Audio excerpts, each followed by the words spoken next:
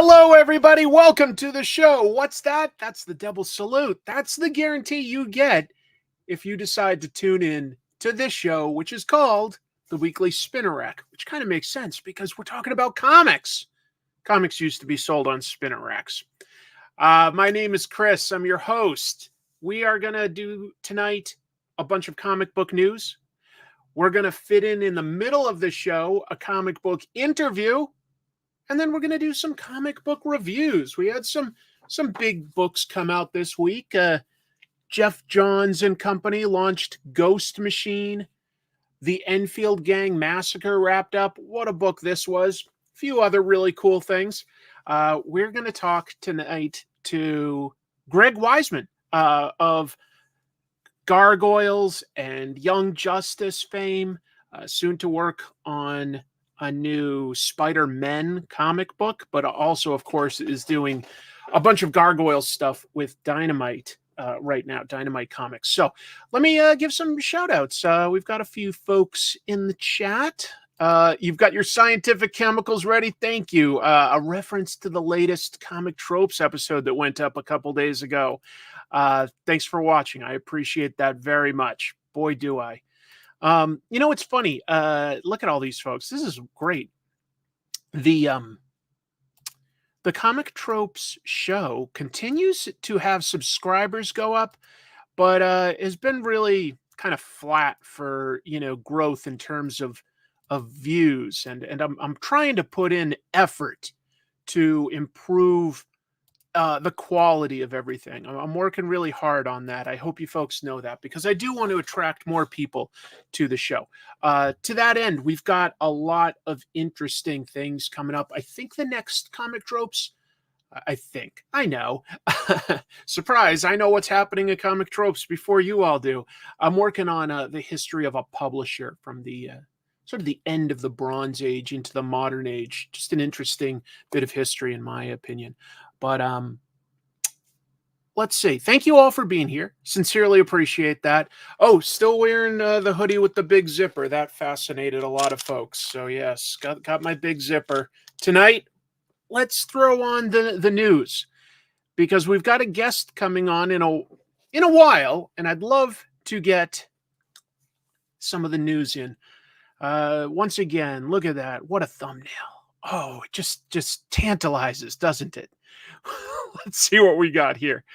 Here's a fun little bit of news, but really mostly for the people that happen to live down in Southern California. Well, Comic-Con Museum. Did you know that there was a Comic-Con Museum? There is. It's added to their Stan Lee exhibit. So we're talking about the Comic-Con Museum that's in the Balboa Park of San Diego. Of course, run by the same people that run San Diego Comic-Con. And there is a Stan Lee exhibit there. They have now decided to extend that exhibit through April. It's not the only thing they've got there, but they do have an exhibit dedicated to Stan Lee. And there's a bunch of more art that they've added, apparently. So these are mostly pieces at this point that are owned by individuals, sometimes by companies like, say, Heritage Auctions, something like that. But, a lot of people that collaborated with Stan, especially, the early days of Marvel. Jack Kirby, John Buscema, Gene Colan, Bill Everett, many, many more. Lots of people.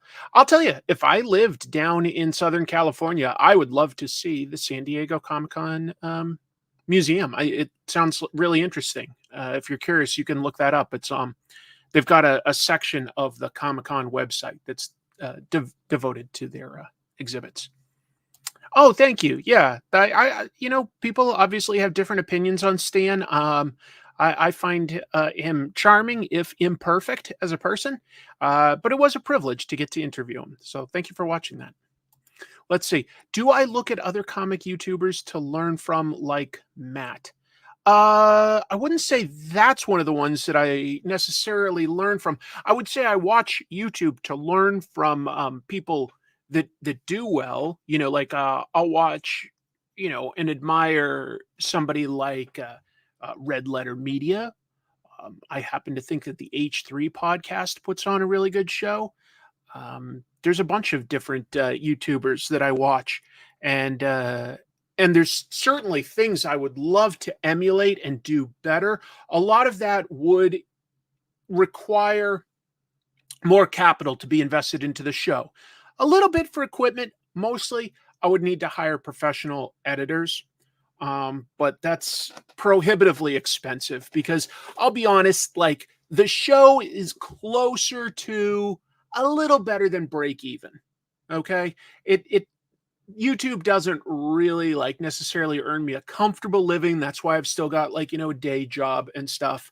But there are definitely lots of YouTubers that I look to and I go, well, I do need to work on that aspect, or that's something they do really impressive. So yeah. I'm sure that there are always YouTubers quitting and there's probably always people starting. Thanks. Little tangent to talk about behind the scenes, I guess. Peach Momoko spoke about her upcoming Ultimate X-Men comic in an exclusive interview with AIPT. This image, just to be clear, is branded. That's something that was given to them to show first. And I recommend that site. I think that they have a lot of good comic book journalism. So what did she talk about? I just have a few of the things, but I recommend reading or listening, whichever you prefer, to that interview. For instance, she said that she included this character, May Storm, after she had created that character for the variant covers for New Champions. If you don't remember that, several months back, a bunch of artists were asked to create a hypothetical sidekick for various Marvel characters. So they never existed before. Technically, they haven't really been in comics yet when they were created. Peach Momoko created this character who's like a big fangirl of Storm, but she will actually be a new character in Peach's X-Men comic. She also said that she decided to include the character Armor, who you may remember was originally from the new X-Men era with, I want to say it was John Cassaday and Joss Whedon that created Armor. I think so. But she was looking for, specifically Japanese X-Men characters to include, and I think that that's great. I also like this quote. She admitted that she isn't super familiar with X-Men, at least before she started her Demon Days stuff that she did with Marvel recently. But she, quote, always loved the concept of mutants using their power for and against humankind as well as each other, and that they are generally treated as outcasts from society. And to that end, what she reached towards for inspiration was, Peach said that she drew from her experiences in junior high and high school. That sounds very relevant to me in terms of an emotional authenticity that I think is necessary for books like X-Men. Astonishing X-Men. Good. Thank you. Yeah, I in a way, I wish that they didn't call it the Ultimate Universe. I do understand the marketing. There. But I also think that there's potentially some confusion if they're thinking, like, because it isn't the old Ultimate Universe. This is a new universe where they're just letting a bunch of creators kind of go nuts with concepts, which I think is a good idea, by the way. They might not all be hits, but you're going to at least get some passion and some unique ideas that way. So hopefully this works. Yes. These days, the big companies do compensate you when you create a new character. You are basically entitled to royalties for that when they're used in other media. So I don't know the exact specifics of a contract, but you are entitled to a piece of ownership for that. Yeah, you're not just creating, giving it, and you're done. You do get some additional compensation for that. Yes, X-Men is.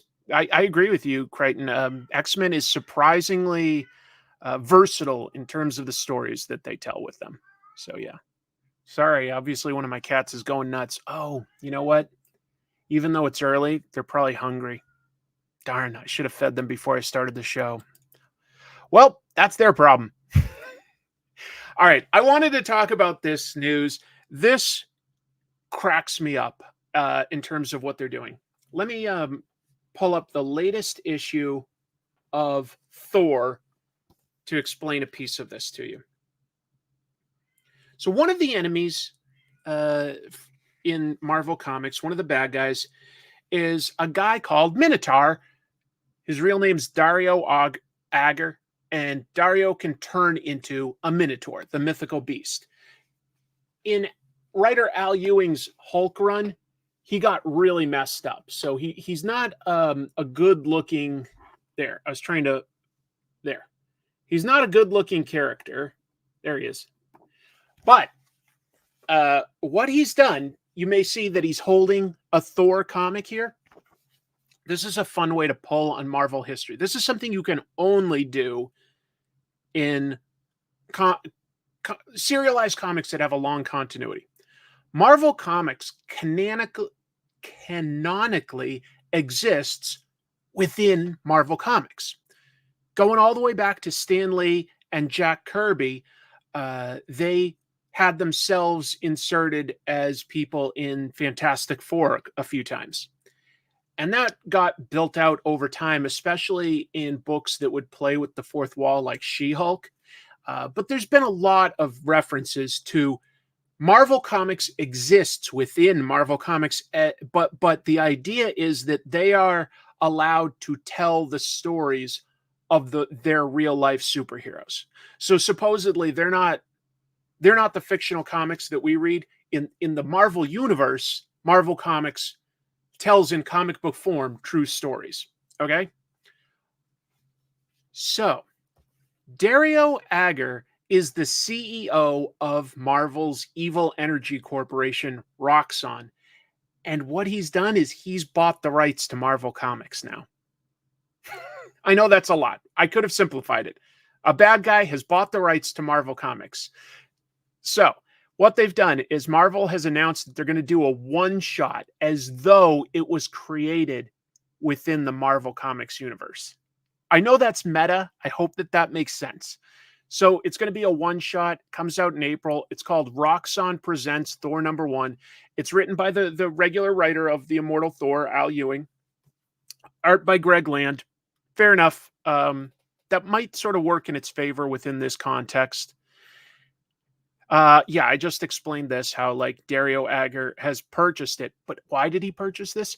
He's purchased Marvel Comics so that he can warp the public's perception of Thor. Where Thor is technically a god that's worshipped, I love the idea of a character messing with media to potentially affect that character. I think that's it's a weird meta idea, but it makes a certain type of sense within the context of this comic. They had some really funny copy. Marvel has a press release. I'm only giving a piece of it, but look at this. This is their version of Thor. In his secret identity as an AI spokes guru. Okay, that's funny. His name is Chad Hammer. Chad Hammer is the son of Odin, and he knows Mama Gaia is a top priority for heroes and for business.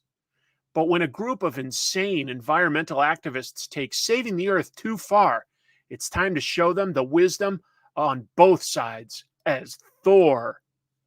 I mean, come on, guys. Chad Hammer is an AI spokes guru. That's pretty damn funny, to be honest. I was impressed. I was impressed. This is Coca-Cola, Santa said Max Power. That's good. Yep. Chad Hammer, good. A lot of people like that. Roxxon should make Marvel movies in the Marvel universe. That would be pretty funny and meta. Yep, does sound like something Mojo would do, but I like it. I like it a lot, to be honest. Yeah, the Thing would be reading Incredible Hulk comics. It's very meta. It's very meta. I agree that Greg Land isn't my favorite, but in a way, the idea of him doing like a super photo referenced style for such a corporate comic, I don't know, it kind of works for me a little bit. Anyway, it seems like a lot of you are pretty amused by the idea too. I don't think that they've addressed the Disney equivalent. No, Marvel just sort of exists as Marvel. Yep, Steve Rogers is canonically, I cannot say that right tonight, an artist who has been a cartoonist that works for Marvel. So that is a bunch of real history. Yeah. Mm. So Chad Hammer. Moving on. What else we got this week? I don't know how true this will end up being, but DC has promised that they've got a universe-changing story for Free Comic Book Day. So important that they've just blacked out the cover. We don't know exactly what it will look like. So basically, they hinted at this in their solicitation copy that comic book stores get to read that helps them with their ordering process. So for their free comic book title, it says, "The prelude to the biggest DC Comics event of 2024 is here. It's a story 30 years in the making." 30 years, remember that piece of it. "And in this special free comic book day tale, the final domino to fall in an epic scheme comes tumbling down and the DC universe will never be the same. More details coming soon." So we're wildly speculating here, but the only thing we really have to go on is this story 30 years in the making. Well, could be wrong, but Screen Rant theorized that this could connect to an event comic called Zero Hour, A Crisis in Time. That was literally 30 years ago that happened. Zero Hour was sort of, I think it was Mark Waid, coming up with an idea for DC to again have a type of multiverse. Like they'd sort of phased out the idea of a multiverse in 1986 with Crisis on Infinite Earths. They wiped out, they merged all the universes into one. Zero Hour sort of brought back that those existed just at like in time. So this could sort of be a crisis event, basically. We'll see. This might not be related, but Rob Liefeld has been saying on his podcast that DC is in the works on creating an ultimate universe, like Marvel has, basically, sort of a clean sort of reboot of things. I don't know how necessary that is for DC. They've got a pretty clean slate these days, but maybe it's related to that. For what it's worth, though, the villain of Zero Hour was Parallax. Basically, at the time, an evil version of Hal Jordan's Green Lantern. He went crazy. He became a supervillain. That got retconned, and Parallax was turned into sort of like an entity that was mind controlling Hal Jordan. Hal Jordan is still a good guy. But in Joshua Williamson's Green Arrow book right now, they've brought in a version of Parallax that comes from a parallel reality. So, for what it's worth, maybe you've got that, it does sound like it could connect to, at least to Zero Hour. It sold out. Oh, wow. Yeah, the New 52 was sort of cleaning things out. Dan Jurgens did Zero Hour. It didn't involve any multiverse shenanigans. DC wasn't ready for that. Zero Hour was honestly, it's hard to explain because it was not perfectly executed, really. It radically confused Hawkman's timeline.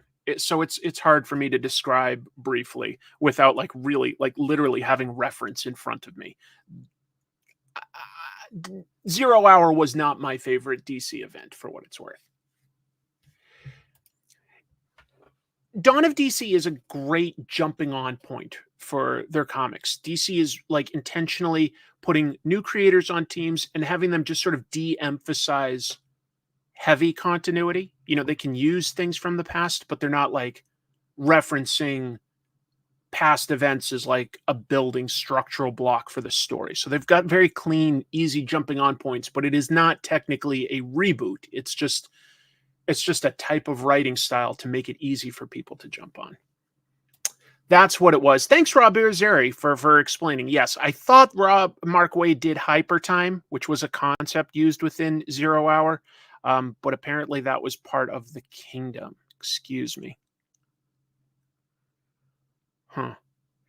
We'll see what happens. But expect something important from DC's point of view come Free Comic Book Day this May. I love this. If you look at this, that looks like Action Comics #1, but if you look a little more closely, obviously there's some texture here. That's because this is a gigantic mural painted onto bricks. This is a mural that was made in Metropolis, Illinois. So, Metropolis, Illinois, if you somehow haven't heard about that, that's fine, but comic book fans should know about it. It's a real town. That's really their name, and eventually, you know, in the um, what would I say, in the service of trying to build on tourism, they decided that they would brand themselves as the official hometown of Superman, since Superman lives in Metropolis. Um, Same name. It was a coincidence that Illinois had a town with that name. But they did that, and DC has always approved, been okay with that, been approved it. They've had creators go out to annual Superman celebration events. It's become a bit of a tourism spot for them, and so they've approved this mural, a recreation of Action Comics #1 that was painted in their town. The museum curators are Morgan and Adam Siebert, and they painted this mural after they got approval from DC, as well as they felt that it was needed because there was one of these made before, but it got destroyed back in 2003. There was a tornado that went through Metropolis, Illinois, and destroyed the building that it was on. So they've sort of recreated this. I love it. I think it looks great. The mural is on a building that faces the town's 15-foot bronze statue of Superman. Look that up if you haven't seen it. It's a cool looking statue. And it's complete in time for this June's annual Superman celebration. So if you live in the Midwest or somewhere near, say, Chicago or something, you may want to someday visit Metropolis, Illinois. Get a little dose of Superman.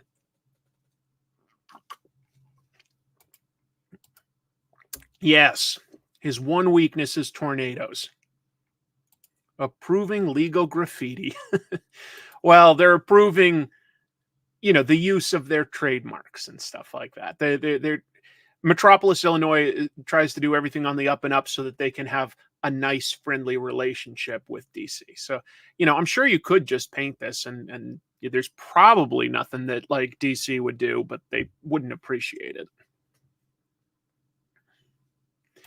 Well, yes and no, Arsnoff. Like, yes, you could do something with the concepts of Superman in a few years when the copyright on issue 1 has come up, but that wouldn't negate the trademarks. So you wouldn't be able to sort of brand it this way.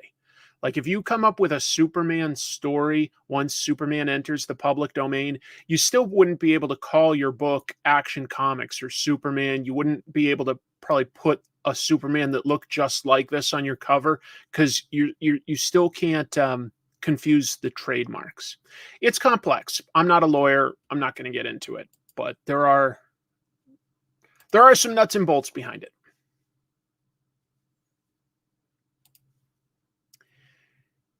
This was exciting to me as somebody that appreciates comics from all over. The Dark Horse Witcher comic is bringing over an Italian illustrator of comics. Not necessarily somebody that I thought they'd bring over either. I'll explain his history.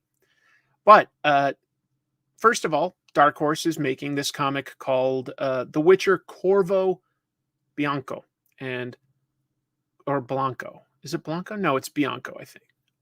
I can't remember now. It might be Corvo Blanco. It's been a while since I played the Witcher 3 video game. It's coming out in May. It's a mini series, 4 issues. Oh, cool. Hey, Jeannie. Lovely to see you. That's my sister. Blanco. Okay. Thanks for correcting me, Chemdog. So, they've got this series coming out, okay? What is it? It's specifically a sequel to the Witcher 3 video game. So it's made in collaboration with CD Projekt Red. They're the folks that created that adaptation, that version. As in, it's not simply based on the original novels or anything like that. It's specifically dealing with that iteration of the main character, Geralt of Rivia. But here's the exciting part to me. It's the U.S. debut of Italian master artist. This guy's like 60 or so. Corrado Mastantuono. I'm terrible at talking tonight. I'm just so tongue-tied. But Corrado has a long history of working in both animation and comics. He does a lot of the Disney comics for Italy, where, trust me, like Donald Duck is still super popular throughout Europe, including in Italy. The longtime writer Bartosz Stybor says that the story is about Geralt reaching Corvo Blanco, which is where he wants to be able to retire. You know, he's not going to have to keep fighting monsters and demons and such. And Bartosz says that the story is fashioned like a Western. Could be fun. Could be fun.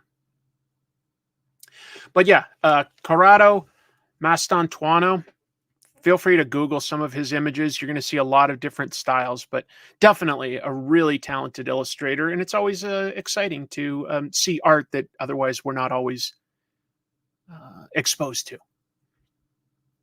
Here's some hints at what's coming up on the Daredevil TV show. According to stuff that's out there, both Bullseye and White Tiger will appear. So Deadline reported that the actor Wilson Bethel will return to Daredevil as Bullseye for 3 episodes. That's the actor that played Poindexter. That's Bullseye's real name. He played him throughout season 3. He's coming back. I bet that there's a really good chance that he actually wears a Bullseye costume this time, like in the comics, but we'll see. Can I do a Southern lawyer accent? Sustained. That's about all I can do right now. So that's kind of cool. I thought that Bullseye was actually pretty interesting in season 3. It wasn't exactly the comic, but he was definitely dangerous. And I thought that the actor did a good job of playing a very broken person, trying not to lose it and just utterly failing, which made the villain, he was hateable, but he was also kind of sympathetic in the sense that you were like, oh, you were so close to making something of yourself. And meanwhile, this was a Twitter user, Porgonomics, took this photo in Hell's Kitchen, which is where they're actually filming Daredevil right now. So this isn't necessarily a confirmation, but that certainly looks like somebody in a White Tiger outfit. That could, of course, be just somebody randomly cosplaying in the same area that they're filming, but it probably means that the show is going to use on some level that superhero. White Tiger, and specifically this would be a guy, so that means that because there's more than one White Tiger. There's Hector Ayala. He's the first White Tiger in the comics that we meet, but his niece, Aya, does take the role. There had been rumors that who's the actress that's been in the last 2 Scream movies and she played Wednesday?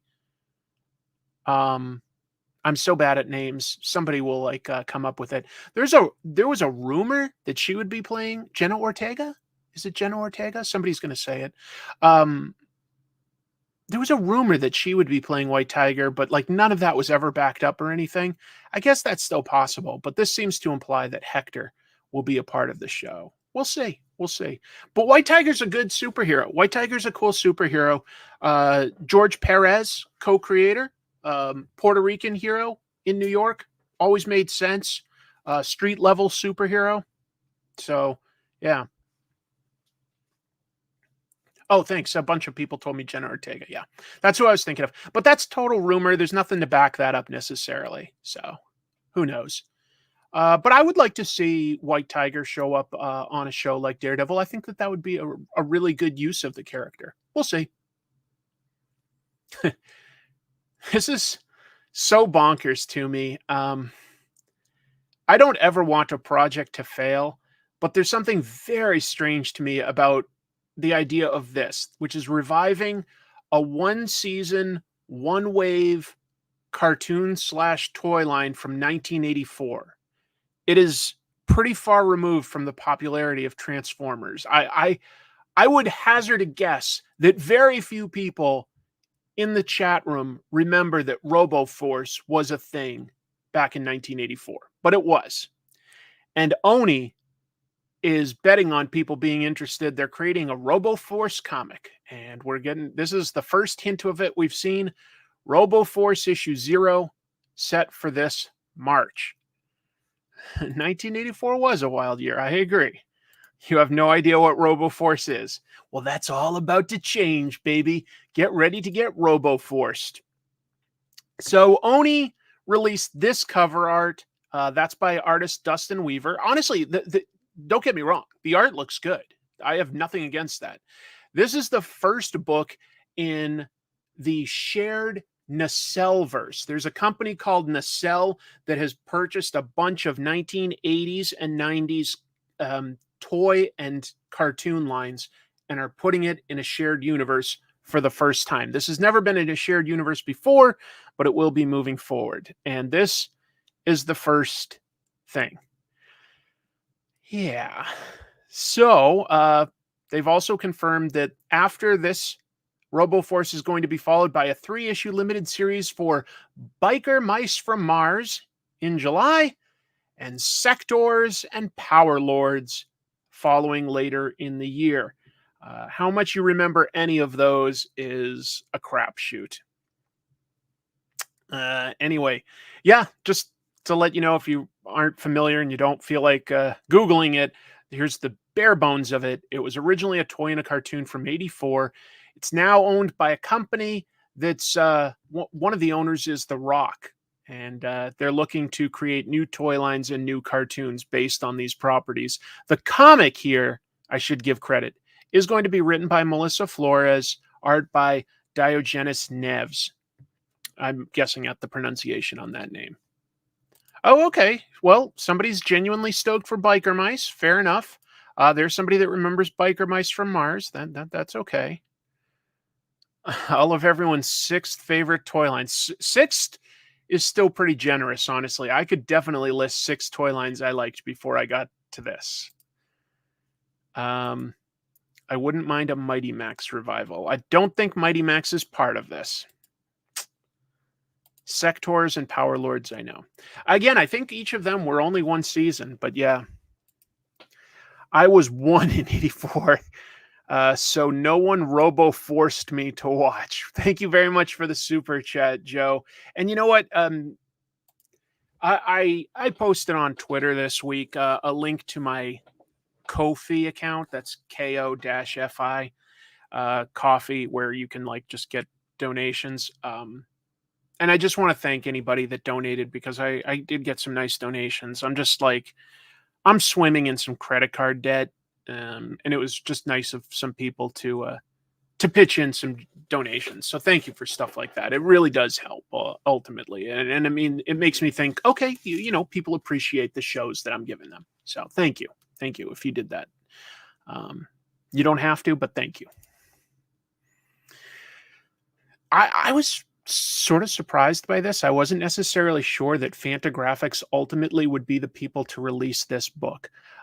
Back in 2017, My Favorite Thing Is Monsters came out. Great graphic novel, really interesting, worked on a lot of levels. I'm pretty sure I did list it as one of my top 10 for the year that year. It's hard to remember 2017 at this point. But that originally came out, this book, from Fantagraphics. But if you've been following the news here, you know that it was not a sure thing that Fantagraphics would publish the sequel. There's been a lawsuit going on.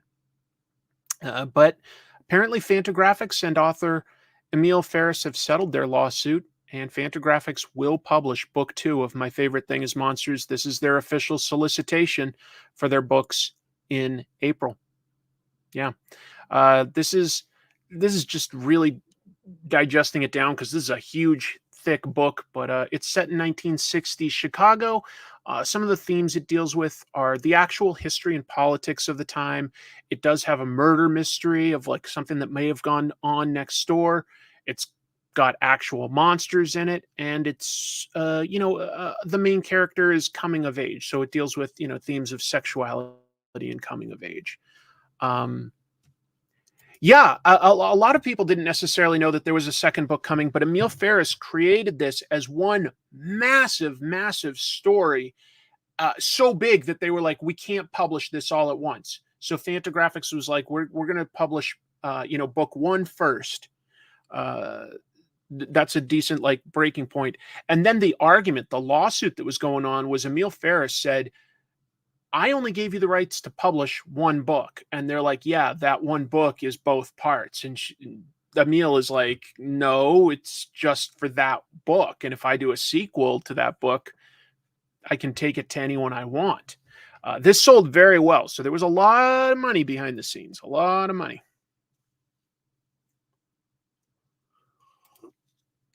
I'm glad they settled too. I don't ultimately care how a lawsuit settles out. I just sort of care that it's over and it's a good book. Yeah, a lot of people saying that if they read the book and it is a really good comic book. It's a really good comic book. Done with colored pens, nothing looks like it. Totally true. It's all done as though it was drawn on pages of notebook paper. So I guess that might annoy you seeing like the slight blue lines across, but that's just part of the aesthetic to it. And I really lose myself in the story. It's pretty good. Oh, look at this. Evie says, I got an advance copy from the author as a bookseller years back. I've been waiting so long for this. Yeah, but I think you can count on the version that's released to be a little different. From what I've heard, Emil Ferris has been adjusting the manuscript for years, like to get it into a finalized form. But that's amazing that you know more than most of us. All right, moving on. Just wanted to put that on people's radar. Trust me, my favorite thing is Monsters. Really good book. Todd McFarlane is a good marketer, folks. He really is. He finds ways to get people to jump onto his books. In this case, he's speaking to the retailers because he's pledged to sign a copy of Spawn issue 350 for every store, as long as they do certain things. So, this is a special retailer variant cover for the issue that he's going to sign. And basically, what happens is stores that order at least 25 copies of this issue by the final order cutoff, which was yesterday. So, if you're a comic book store, hopefully you already did that. You knew about this. If they order 25, which isn't that many, for a smaller store, it could be, but 25 isn't too many. They would get one copy of a signed McFarlane variant, and that would get to the store somewhere closer to March 7th, to be clear. The interview is probably around 6, so we've got like about 20 minutes until my guest gets here. So I'm going to keep going through news until then. Good question.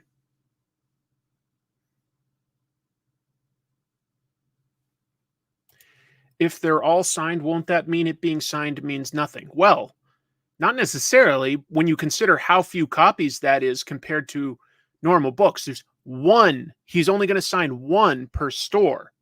It's not like you order 25 and then you order 25 more and you get 2 copies of that. You still only get 1. So however many shops there are across the country, you get 1. I mean, at most, what's that, 2,000 copies? Probably less. The issue solicits for the story, as long as we're talking about the comic, claim that the Throne of Hell has been empty since issue 100 of Spawn. That was when Malbolgia was killed off. And that in this issue, somebody is going to take over Hell. And after that, all the Spawn books, because of course there are spin-off Spawn books like Scorched and Gunslinger Spawn and so on, those are all going to jump forward in their timeline 6 months to deal with the fallout from whatever happens in this. So I guess it's a big story for Spawn. But I think that would definitely inspire a lot of stores to potentially order at least 25, because if you get one of those, you might want to just hold on to it, or you could probably sell it for a pretty penny, I would imagine. So we shall see. As long as we're talking about old school Image founders, let's talk about Rob Liefeld. He'd hinted that he was going to do something called Last Blood. None of us really knew what that was. He revealed it at the same time that he sold it this past week. So this actually came out. He dropped issue 1 of Last Blood this week on Whatnot. So he sold it directly through Whatnot. It sold out immediately. No surprise there, to be honest. Like, no matter how you feel about Liefeld, he sells comics. It's the first of what he says will be a 4-issue series. We'll see. We'll see. Here's something Rob Liefeld said recently. He says, I have Bloodstrike, I have Blood Wolf, but also I was very successful telling stories with Youngblood, Team Youngblood, Youngblood Strike File, and Blood Pool. I'm like, did you all forget? Nobody has more blood in their books than me. Literally, right? Of course, he also co-created Deadpool over at Marvel. Oh, wait, that's Deadpool. I was thinking that had blood in it, but it doesn't. Deadpool doesn't really have blood in it. It just sounds similar. Anyway, so yeah, he released Last Blood, and this is a creator-owned book. You know, he's been doing mostly little stories at Marvel and DC for quite a while now. He hasn't really done anything creator-owned for a while, if you think about it. So this is a return to that for him. And they say that there will be reprints available. And again, they're going to be sold exclusively on Rob Liefeld's channel on Whatnot, if you care about that.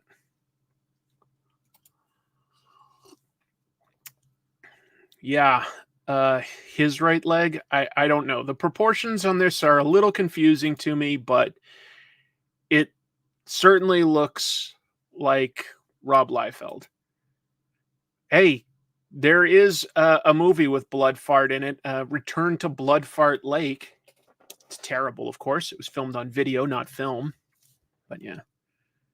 Yes, Michael's right. If you are so kind enough to hit just the thumbs up button under this video, that helps a lot.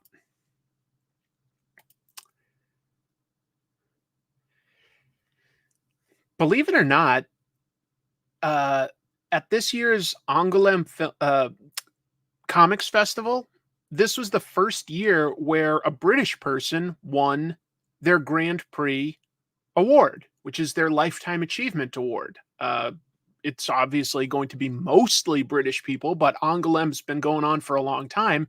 You'd certainly think that, a British person would have won before, but no. Actually, this past week was the first time that happened.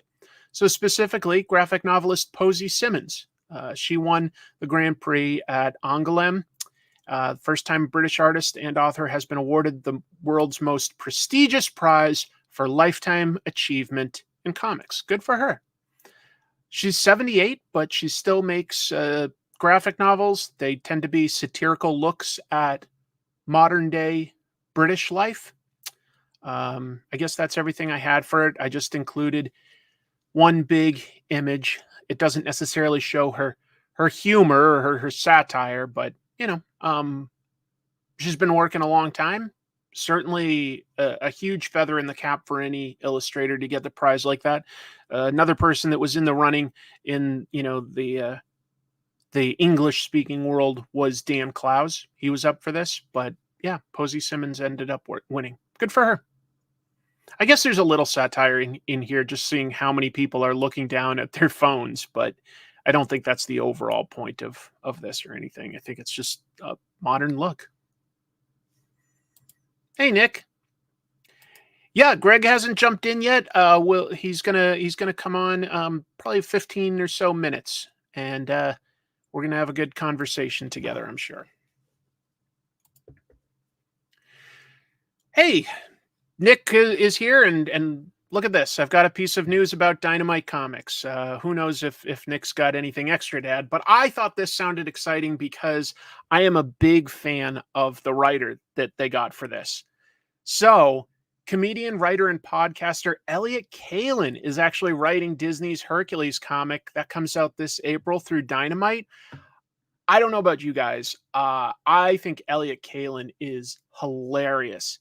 He's really, really funny. Who is he? Well, he posted this, first of all, to Twitter.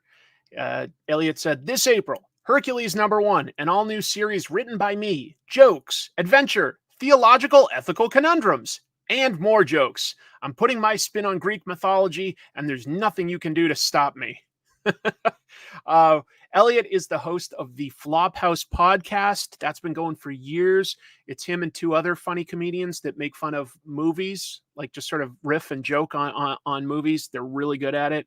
He's been the writer on Mystery Science Theater 3000. He's been a writer for The Daily Show with Jon Stewart. Really, really funny guy. I never would have expected to see him writing a comic book at all, although I know he likes comics from listening to the podcast. I think that's just awesome.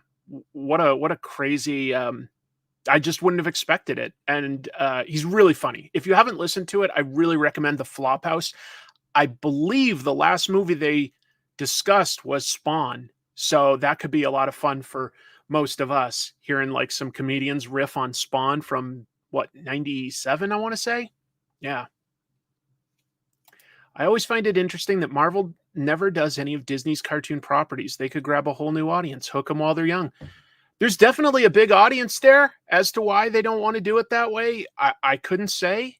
That's their business. They've got a lot of things that they own. They own the cross-gen properties. They own the Malibu properties. There's a lot of things that they theoretically could be doing, but yeah. Cool. Glad somebody else knows about Elliot Kalin. That's really, really cool. Should be fun.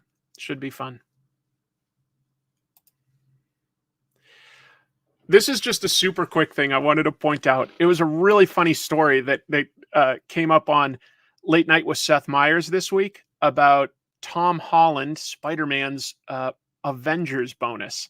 So this guy is Tom Hollander, and you definitely have seen him, although he disappears into roles, so you may not know it. He voices Alfred on the Harley Quinn show on Max.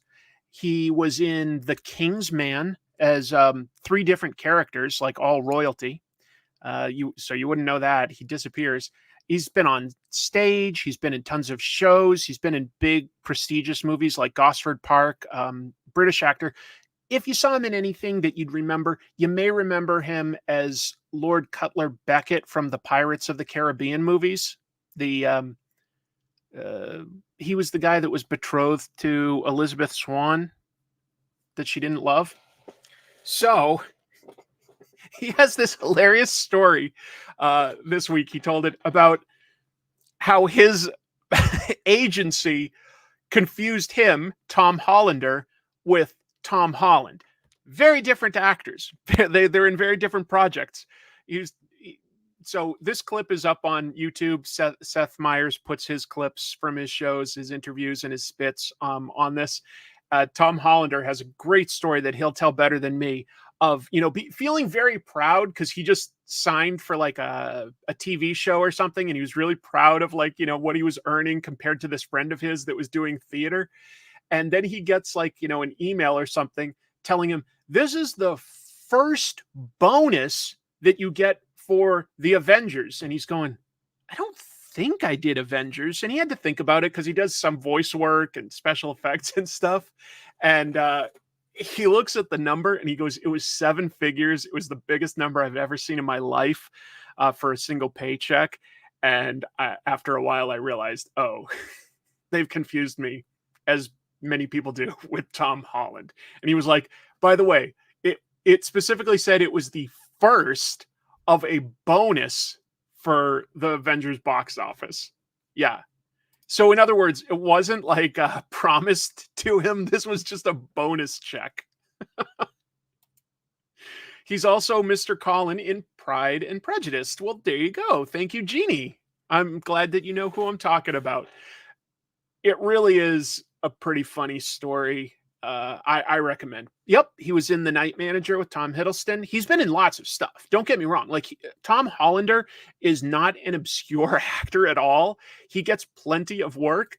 He just isn't Tom Holland, and it really shows how different it can be in Hollywood. He's very dry about it. He's very dry about it. I have no idea how much money Tom Holland has, but it's more than most. It's more than most. I love the story he told about his kids' friends wanted to meet him. Right. And they were like, oh, your dad's Tom Holland? He's like, no, my dad's Tom Hollander. No, I'm sure the money was returned to Tom Holland. I recommend watching it. Oh, never mind. That's the best joke. This implies the existence of a Tom Hollandest. Tom Holland? Tom Hollander? Tom Hollandest. That's very good. That's very good.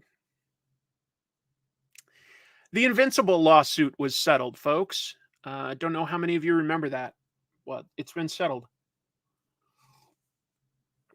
Less than a month before it was set to go to trial, the lawyers for both Robert Kirkman and colorist William Crabtree agreed to an out-of-court settlement. Good. Crabtree had originally alleged that he was one of the co-creators of Invincible, and that Kirkman had basically tricked him into signing away his rights to make it easier to sell the property as an adaptation. Who knows if any of that was true, because it is not going to trial. It is not going to be heard publicly. Seemed like a very strange accusation, in my opinion, because typically a colorist isn't on the ground floor as a co-creator. But you never know. You never know what contracts say. To be clear, the terms of the settlement are private. But honestly, ultimately, if they've settled, good. That means that they're both done, and that's over, and that's a good thing. The show does return to Amazon this March, so pretty soon we'll get some more Invincible. And I don't really have much more to say about it. Just thought I'd mention that it was resolved. Maybe he did. Yeah, maybe he decided on the exact colors. I have no idea. I just don't know. I'm pretty sure that the character of William, as in, Mark Grayson's best friend on the show in the early days, I'm pretty sure he was named after Bill Crabtree, but I don't know. I don't know that for a fact. Here's something that's not common, folks. That's why I'm talking about it. If you're not familiar, most comics will have their biggest orders for issue number 1, a good chunk less for number 2, and then it sort of may plateau. Okay, but it's very rare for something to go up. But that is what Transformers is doing right now. That is what Transformers is doing. The orders are going up. This is according to Bleeding Cool. They reported on this. Here's Rich Johnston's quote. He says, "I'm hearing that Transformers has seen consistent sales growth over the last few months, with issue 4 outselling number 3 by over 10%, and issue 5 has seen even higher orders than both of those issues, close to 15% above 3. That is the trend you ideally would love to see in comics. It is not at all common. Not at all common. It definitely means that the property is engaging more people than typical, and that word of mouth is spreading to make that popular. Now, that did happen with books like certainly Walking Dead and Invincible, but I think it speaks to the fact that Daniel Warren Johnson's also creating a really interesting story, and that people are liking the connected universe of it all. It seems like it's not seems. I mean, if the numbers are to be believed, this is really connecting with a lot of people. And I get it. I've had good things to say, certainly about Transformers. I think it's fantastic right now. Even if you didn't like Transformers before, it's really, really good. But I also like their take on what they're doing with G.I. Joe as it relates to a connected universe. It's interesting. Yeah, there's been some really good wow moments. I mean, even looking at this cover for number 5, you might look at it and just go, okay, I think that's Optimus Prime picking up Megatron's gun. It's way more significant than that, to be honest. It's definitely a surprise, but I'm trying not to spoil everything. Transformers has been so good. Also, my friend told me to comment butt and or ass to see if you would show it on the stream. Feel free to ignore this. Whoops! Yeah, that's true. It would be interesting to see how it charts, but I will say that that's been a problem with comics in general, is that they're not very transparent anymore with their sales data. They only tell like when something does really, really well, they announce those numbers. but it used to be stuff that when you had one distributor, Diamond, it was very easy to get all the sales figures. But now a bunch of the places like Lunar and Penguin Random House, they don't disclose those sales figures. It's kind of frustrating, to be honest. DSTLRY, pretty new publisher, right? Well, they're teaming with Kodansha, one of the big Japanese publishers. They're one of the bigger ones. Anime News Network was the one to break this exclusive. What's happening is that these two publishers have formed an agreement to exchange artists for variant covers. So here in the West, DSTLRY will use Eastern artists. Over there in Japan, they're going to use some of our Western artists on some of their books. Don't know what that will be yet. We only know one book, which I'm showing here. The first product of this partnership is a variant cover for the Becky Cloonan Tula Latte series Somna, and that's by Shuzo Oshimi. Shuzo Oshimi did this. If you're not familiar, that's fair, but Oshimi is well known for his dark manga series. We're talking Happiness. We're talking The Flowers of Evil. We're talking Drifting Net Cafe. I think it's a really cool double, or spread front and back cover. Just really interesting idea to form a relationship, agreeing to exchange artists for something like this, and just sort of, get more people interested. I think it'll be great. Yeah, DSTLRY keeps doing things to get in the news, which is important. Cheers from Brazil. Obrigado. Isn't that how you say thank you in Portuguese? I think it is. Obrigado. Moving forward. This one, look, some thieves tried to target, well, they did target a Memphis comic book store, and the Memphis comic book store kind of had some fun with it. 901 Comics, and right next to it, owned by the same people, 901 Toys, in the Cooper Young area of the Memphis city, is they were broken into last Friday. They had their front window busted, but the store owners made the best of it by putting up a temporary sign referencing Clerks. I assure you, we are open. Pretty funny. If you're familiar with Clerks, a lot of comic book readers are going to be familiar with Kevin Smith. So, yeah. Maybe they're filming Clerks. They're not filming it, but they're having fun with it. Yeah. And good for them. To be clear, investigators are looking into this. They've got 3 suspects they're looking at. They were wearing gloves. They were seen on a surveillance video. They went into the store. They walked inside and behind the cash register, but ultimately, they actually didn't steal anything. Beats me why. Probably means if they get caught, they're going to face less time, which is good for them. The police also witnessed a silver Kia sedan. Don't know whether that's, a Forte or a Rio or a Optima, but a silver Kia sedan was scoping out businesses. They were clearly looking for maybe somebody that was had some valuable stuff that wasn't open. They decided to smash into this window, but they didn't steal anything. And then the store owner put up that funny sign. So kind of weird, but I thought that I'd share that. Oh, that's a bummer. A store broken into in Queens. I like the Queens area.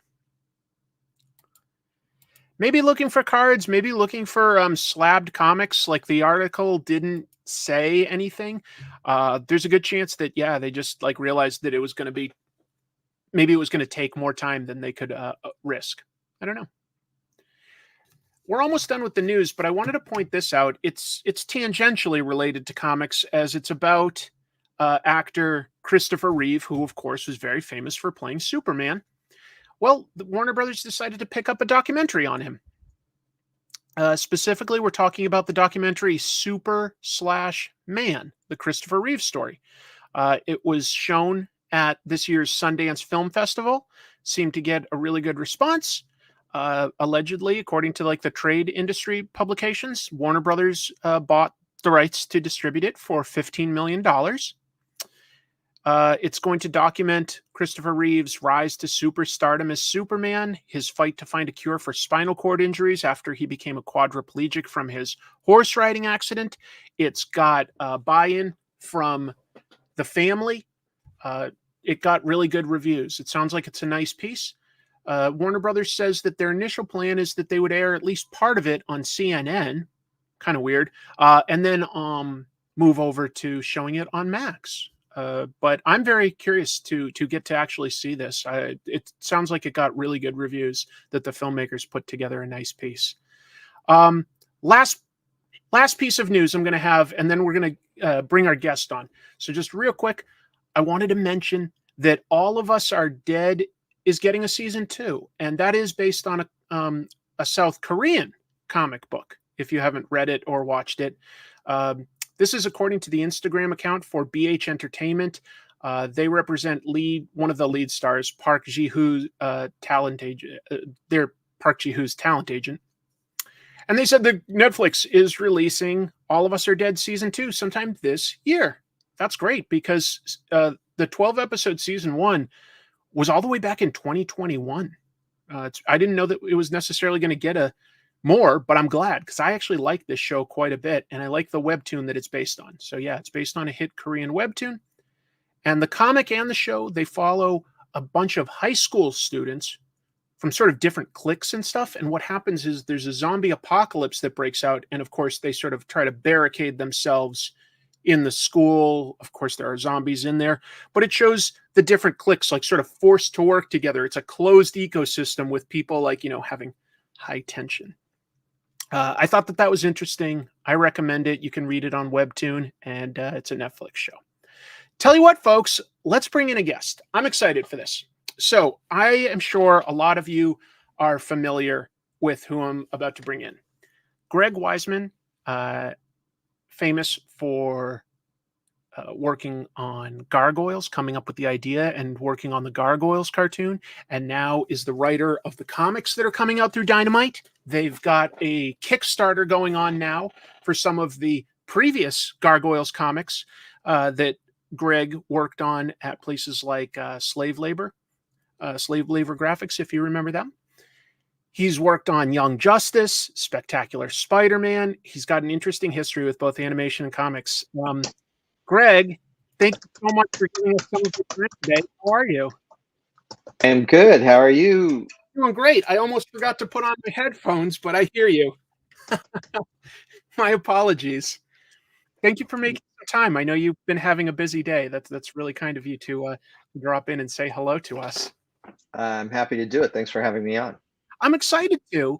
I've got a few questions. I won't use tons of your time, but I was fascinated with one thing that you might be able to share with us, which is before you did animation and stuff like that, you worked at DC Comics back in the early 80s, and I was a little curious how that happened, because I saw that you went to college and stuff in California, and I thought DC's offices were all in New York. How did that ever happen? Like that time period, and what was that like at that time? So yeah, I was in college. I was a sophomore in college when Marvel announced a new talent search. This was 1982 or 3, late 82 or early 83. And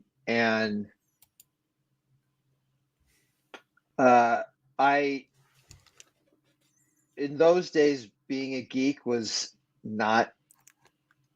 Those are the days I grew up in. Right, exactly. It wasn't like everyone's a geek. Everyone loves superheroes and stuff like that. I went to college, and I literally knew one other guy at my college who collected comics. I had a car and he didn't. So once a week, we'd drive over to the local comics shop in Palo Alto, and we would get comics. So in every Marvel comic that month or that week, Marvel had announced this new talent search. And I was, and I love Marvel and I love DC. In fact, when I was a little kid, I didn't even get that. I just love superheroes. I didn't get that there were two companies or anything like that. I was like, okay, I saw Captain America guest star with Spider-Man, and then I saw Batman guest star with Green Arrow. Next week, maybe I'll see Batman with Spider-Man. I mean, I didn't know that there was this line that you can't cross, right? But by the time I was in college, I knew. But I also thought Marvel is going to get flooded with submissions, just flooded. And I thought, I bet if Marvel's doing this, DC will announce a talent search any minute. Interesting. And because in those days, that's, if one company did it, the other company did it. And it was like that. Yeah, very competitive.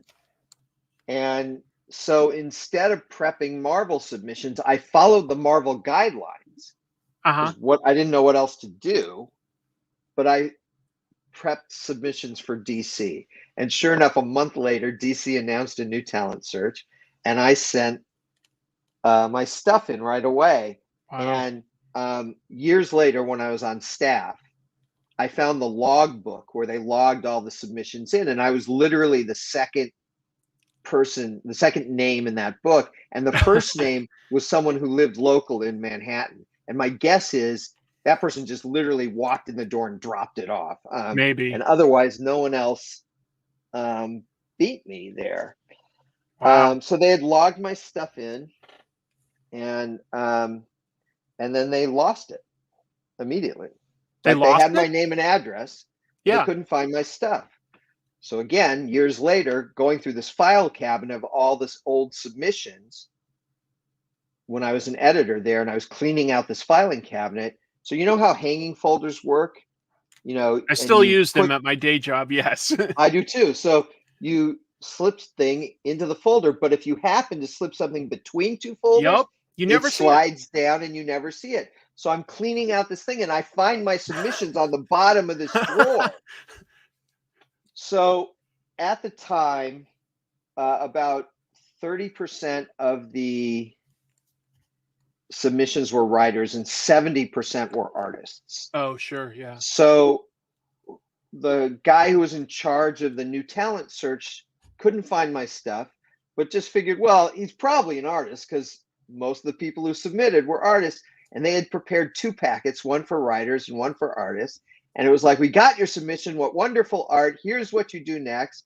And I was outraged in the way that only a 19-year-old can be outraged. And I wrote a letter, what my mother would call a major letter, to DC, criticizing their complete lack of professionalism, claiming that I was a professional, which was a lie, just a flat out lie. But what was true is I said, look, I'm a professional. I keep copies of my work. If you had just admitted that you didn't have my work, I would have sent you new copies. Of course.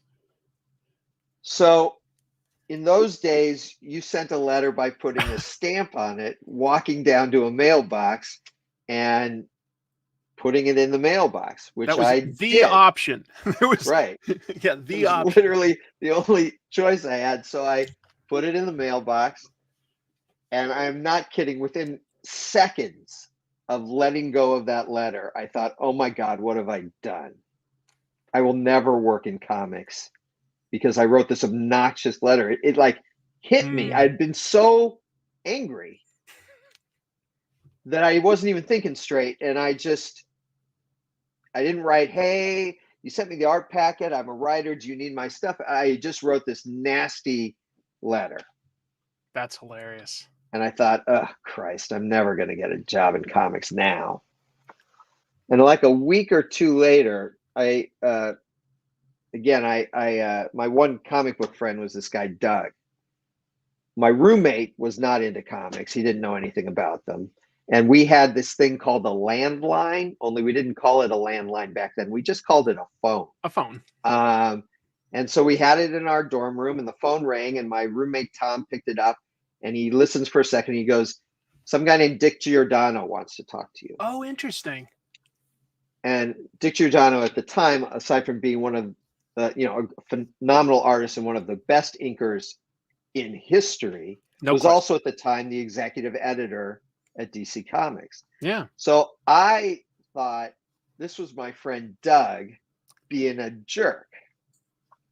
So keep in mind, I've written this obnoxious letter. Yep. Then I get on the phone and I go, so this is Dick Giordano, in the most sarcastic tone I could manage.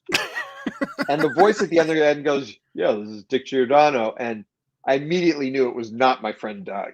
Instantly. And I'm like, there's no one else who knows about this, because I had told Doug about my dumbass letter. There's no one else who knows about this. This must be Dick Giordano. So I'm like immediately like, oh my God. And he's like, I read your letter, and it was a good letter. You had some valid points there. Interesting. And he said, are you going to be in New York anytime? And so I look at a calendar and when my spring break was, and I'm like, yeah, I'll be in New York March, whatever. And he said, and he put me on with his secretary. We made an appointment. Now, of course, I had no idea how I was going to get to New York. I was in California. I wound up, my dad had miles, Yes. from his work flights, and he gave Same. me miles. My cousin lived in Manhattan and had an apartment there. She let me crash on her couch. And so a few things lined up. And over my spring break, I go to New York. And the morning of my meeting, I dress up in a suit. Now, keep in mind, I'm wearing a t-shirt now, right? Yeah. This is how I've dressed my entire professional life, because no one in comics or cartoons is interested in some moron in a suit, right? So I mean, I remember growing up, that was how you sort of dressed up for going on the plane back then too, to be fair. So I didn't know. I thought it was a job interview, which it kind of was. And That's so what I would have done. I put on a suit and tie, which was, pretty alien to me, but I did it. I barely managed to tie the tie because I had so little experience doing that. And then my cousin is about to leave for work, and she says, "Hey, I got you a subway map. Let me show you how to get to where you're going on the subway." Keep in mind, it's pouring rain. Yeah. Torrential New York, Manhattan rain, which doesn't happen often, but when it happens, I know it's a lot. And I said, no, I'm afraid I'll get lost on the subway. I think I'm just going to hail a cab and have them take me directly to the thing. And she looks at me, and what she doesn't say is, Greg, you're never going to be able to find a cab in the rain in Manhattan. She says, good luck with that. And she leaves. So I go outside. I've got an umbrella. The wind in the canyons, the concrete canyons, immediately take the umbrella and turn it inside out. I know. Snap one of the tines off it. Oh my God. So it is instantly useless. Yeah. I mean, it's instantly trash. I then step off the curb to try and hail a cab before I realize that it's already occupied. And it's like Ghostbusters, where you step off the curb into a pothole, and so I go up to my calf in water. Oh. I'm drenched, and of course, and the only saving grace is that I left so early because I was so nervous. It took me 35 minutes to get a cab. Oh my now, God. The good news is that my cousin lived very close to where DC Comics offices were, which, by the way, were at 666 Fifth Avenue, in case the address wasn't intimidating enough. So the cab ride didn't take long, although I was nervous the whole way because all the windows were fogged up except for a little bit right in front of the driver. I couldn't see where we were going. I had no idea if he was taking me where I wanted to go. But we got there. But by the time I got up to DC's offices, I don't remember what floor they were on, but I looked like a drowned rat. I mean, but somehow or other, Dick and I hit it off. He was like a mentor for me the whole time I was there. And I started writing freelance my sophomore year in college. Incredible. And spent 2+ years getting a freelance assignment here, freelance assignment there, getting paid for it. So I was now a professional writer. and none of it got published. Zero. Oh, There was always some reason. it was just like, inventoried. Write Supergirl. Okay, we want to do a new Supergirl title. Write Supergirl. So I wrote a Supergirl story. Oh, we're killing Supergirl off in Crisis on Infinite Earths. Oh, okay. So I guess we're not doing Supergirl. Then later, we need to preserve the trademark on Supergirl. So write Supergirl, but she can't have any connection to Superman. It's just, but we still need her hero name to be Supergirl. So I wrote a story where at the very end of the story, she meets Superman and he's impressed with what she's done. And he gives her his blessing to call herself Supergirl. So there wasn't any Kryptonian connection. Okay. So I wrote that. And then John Byrne decided that if anyone was going to make a new Supergirl, he was going to make a new Supergirl. And he created the Matrix Supergirl. I remember Matrix, yeah. I wrote an entire Black Canary miniseries. And at the end of that miniseries, Black Canary and Green Arrow, who had been dating for like over a decade, got engaged. The Longbow Hunters came on. Just before Longbow Hunters. So Grell pitched Longbow Hunters, and Dick at the time was like, oh, that's great, because we're doing this Black Canary miniseries, and they get engaged at the end, and Grell was like, no, I don't want them engaged. So that killed my miniseries. How frustrating. And it was making me crazy. I mean, on the one hand, I was getting paid. I was doing okay. Yeah. And I was still in college. But yeah, I just, one thing after another, stuff I did, like you said, I wrote a Firestorm story, but it just got inventoried, and then the Firestorm book got canceled. I wrote for New Talent Showcase. Then they decided to change the name of the book to just Talent Showcase. Yep. And I wrote for Talent Showcase, and then they canceled the book. I mean, this happened over and over and over again. Greg, that is crazy. But it actually sort of leads, if you'll bear with me, this is a great story.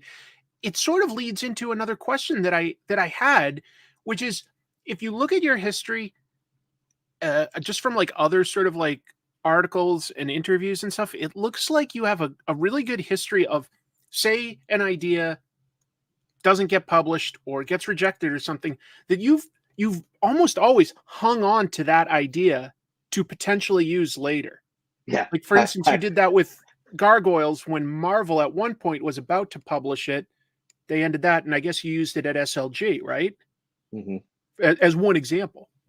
Is that I was supposed to take over the Gargoyles comic book that Marvel was publishing, and then Marvel canceled that book just before, or shortly before, my first issue was supposed to get published. And then, years later, I'm doing the SLG book, so I rewrote it a little to make it fit, but is that a thing that you do in general? Counters. Like, if you've got an idea, yes, absolutely. Does it like sort of go into the idea file, and you're like, if I need to like rewrite or reuse this, like I'm still going to use that story? Is that a thing? Yeah, I mean, I used elements of the Black Canary miniseries I wrote in the early mid '80s. Right. It was never made. In the Green Arrow short, I did the animated short. I did for those showcase shorts that they did. Right. So, and you see at the end of that short, Green Arrow proposes to Black Canary, and she says yes. And that was something that I had planned when I was 20 or something. Yeah. I don't know, 20, 21. But it came back. That's piece amazing. of it did anyway. Yeah. Right. Yeah, you have to update these things. I think that's amazing. And I think that's, if there are people out there that are writing, it just shows, like, just because something doesn't necessarily move forward, don't necessarily throw out the whole idea. There was probably, the germ of something good there that you can use later. Maybe save yourself some time down the road if you've got like an idea file. You've got like a history of getting to work on a bunch of like properties for, like DC and Marvel, and then as they get bigger, you know, like Disney and stuff like that. When you're writing something like a comic book, as compared to writing for animation, do you take any sort of a different approach, bearing in mind like some of the differences for the two mediums? Or are you just telling a story, or do you tell the story differently?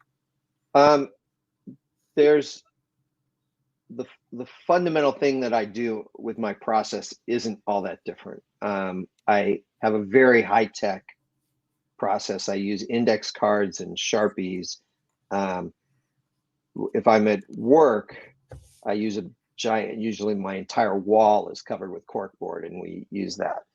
For some reason at home, my wife wasn't big on the idea of wallpapering our house with corkboard. I don't know what's wrong with her, but she wasn't into it. That's strange.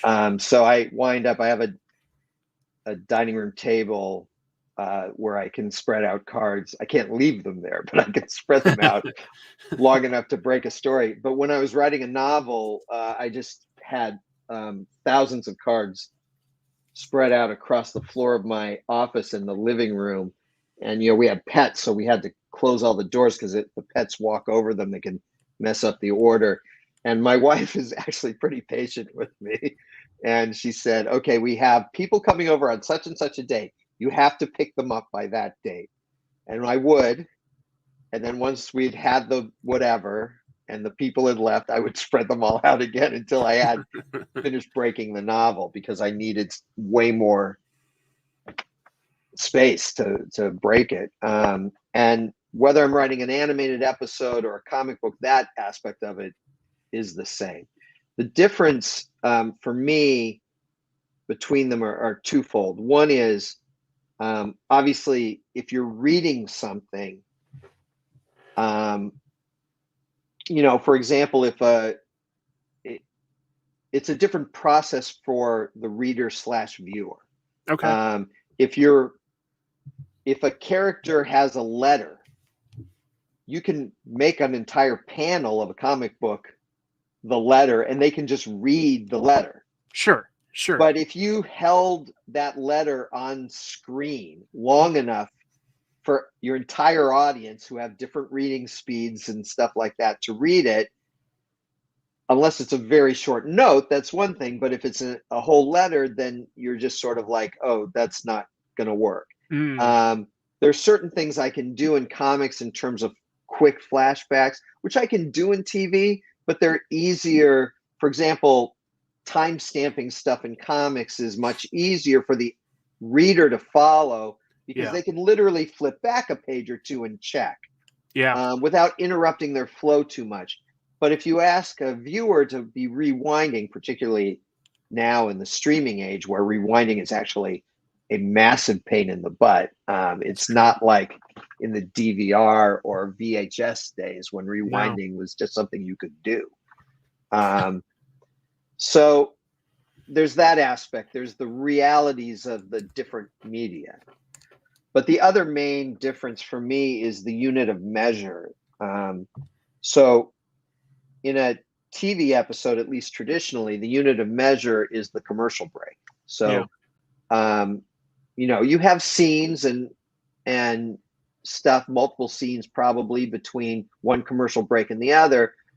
But what you've got to have within those commercial breaks is something that tells a story. And that has enough in it to make people go, I'm not changing the channel during the commercial break. I'm staying here because I got to see what happens when this comes back. A type of a cliffhanger. Right. Cliffhanger, bit of suspense. Something that gets the viewer to get through that commercial and come back to you. For me, the unit of measure in a comic book is the page. Yes. So I suppose you could say the panel, but I don't think so. I think for me, it's a single page, or if it's a double page spread, I guess it's 2 pages. But yeah, you've got to get them to want to turn that page. And so for me, every page has to, in one way or another, tell its own little tiny mini story that has enough in it by the end of that page to make them have to turn the next page. And that to me is the biggest difference, is that unit of measure in essence. That totally makes sense. And it's lovely hearing people literally think strongly about the structure of our medium like that. It's really important to entice the reader to want to keep reading and to pace. If you're going to have some sort of a reveal or something, if you just put it on the middle of the page, the eye can sort of scan and get spoiled. So sometimes you want to really think that through so that it's when you turn the page and stuff. But it sounds like you really put a lot of thought into that. That's amazing. Try. You've also worked in a lot of different storytelling mediums in terms of the amount of collaboration, because when we're talking about something like animation, fair amount of collaborators there, from writers, producers, 100. animators. Comics, significantly less. You'll have an illustrator, editor, inker, maybe colorist or letterer that you might be communicating with. But then, of course, you've done novels too, where it's mostly just sort of you and an editor. Like, if anything, like, do you have any preference, having worked in all these different storytelling like methods? Like, is one more attractive to you than another for some reason? I like all three. Mm-hmm. I do. It is a huge relief, for example, to write some description on a page, whether it's for television or comics, and know that the artist is going to bring that to life. If I describe, if I say Superboy does X, I don't, we have a character design for Superboy. I don't have to describe what he looks like. Right. If I'm writing a novel, I have to find the words to describe Superboy. One of the things I found when I wrote my second novel was that it was the second book in a series. And in the first book,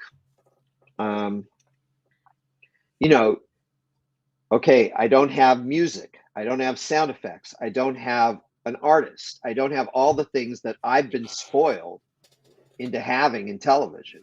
Yeah, right. So I've got to find a way to compensate for the lack of music, for the lack of art. Mm-hmm. So I'm doing that with words, and I love that challenge, but I don't want to pretend that it's easy, and it's up to the reader to decide whether I'm any good at it. But okay. So in the first novel, I find a way, for example, to describe a particular location, just as an example, or a particular character. Then I get to the second book, which has some of the same locations and some of the same characters. And I'm like, oh, now I've got to find and I really worked hard on different way to. I've got to find a new way to describe these things that's just as good as in book one, but isn't so dead on the same that the reader goes, I feel like I've read this before. That was something I was totally unprepared for when I got to the second book, which was like, oh, it's not just, I've got to re-describe things I've already described, and I found the perfect language for it, or at least as perfect as I could get the first time. Now I've got to find new and different perfect language for it. That was a challenge I wasn't ready for. What I'll say is that I've written 6 novels. 2 were my own. And then I wrote 2 World of Warcraft novels and 2 Magic the Gathering novels. And it's very different. Sure. When it was just my books, it was just me and the editor. And even then the editor sort of, he gave me advice, but he didn't mandate things, because he's like, I had a great editor, Michael Homler, and he was like, this is your story, take this advice if you want it, but if not, it's your book, you do what you think is best. On the other hand, you write books for other people's IP, and there's a lot less freedom. Sure. And that's true if I'm writing Spider-Man animated or Spider-Men for Marvel, if I'm writing Gargoyles for Dynamite or SLG. We've got Disney, making sure. The one advantage I have on Gargoyles is that since I created the show, Yeah, Nobody knows it better than I do. I So have to imagine, right? I don't get a lot of notes on what story to tell, but they are still, really concerned about various what we would call in the business standards and practices notes and stuff Yeah. like that. And I'm probably trying to push the envelope a little, and they're trying to keep that envelope flat. Let's And dive into Gargoyles a little. Like, as long as you sure. sort of like tap this, and we'll give a plug shortly, because there is a Kickstarter, folks, for some uh, older Gargoyles comics that are being put together. It's been very successful. But what I've read from Gargoyles, it said that when you were first developing that as an idea, that you had originally envisioned it as with more humor than what it ultimately ended up with. It is, first of all, is that accurate? I don't always want to trust everything that I've read. And if so, like, is that anything you've ever wanted to sort of like emphasize again, or do you feel like Gargoyles just became what it is? I think Gargoyles has tons of humor in it, but Yeah. as it exists. But what we developed originally was a comedy adventure show, very much and intentionally in the vein of Disney's Adventures of the Gummy Bears. Okay. I love that show. That was Yeah, I I get loved that. it too. That show was created by a guy named Jim Magon, Hmm. really talented guy. I worked on the last couple seasons as an executive. Um, and I Wow. thought it was fantastic. It had this rich medieval backstory that Yeah. Jim and other writers had created for it. It had these great comic villains, Igthorn and Toady, and Thorn. yeah, exactly. And I'm like, I want to make a show like that, but Okay. but it was the '90s, and in the '90s, the big word was edgy. Remember, everything in the Yes, it '90s had was to be everywhere. edgy. Yes. So I had been fascinated with gargoyles since I was in high school, and I thought, okay, instead of doing little cute multicolored bears, Uh-huh. let's do little cute multicolored gargoyles. They'll be little monsters instead of little teddy bears. That's edgier. Yeah. And then we would still have this rich backstory, medieval setting to it, but we were going to put them to sleep on a magic spell and wake them up 1,000 years later. And so it would be set in modern day Manhattan, and that's That's cool. edgier Yeah. than the medieval setting. So we put this show together. We loved it.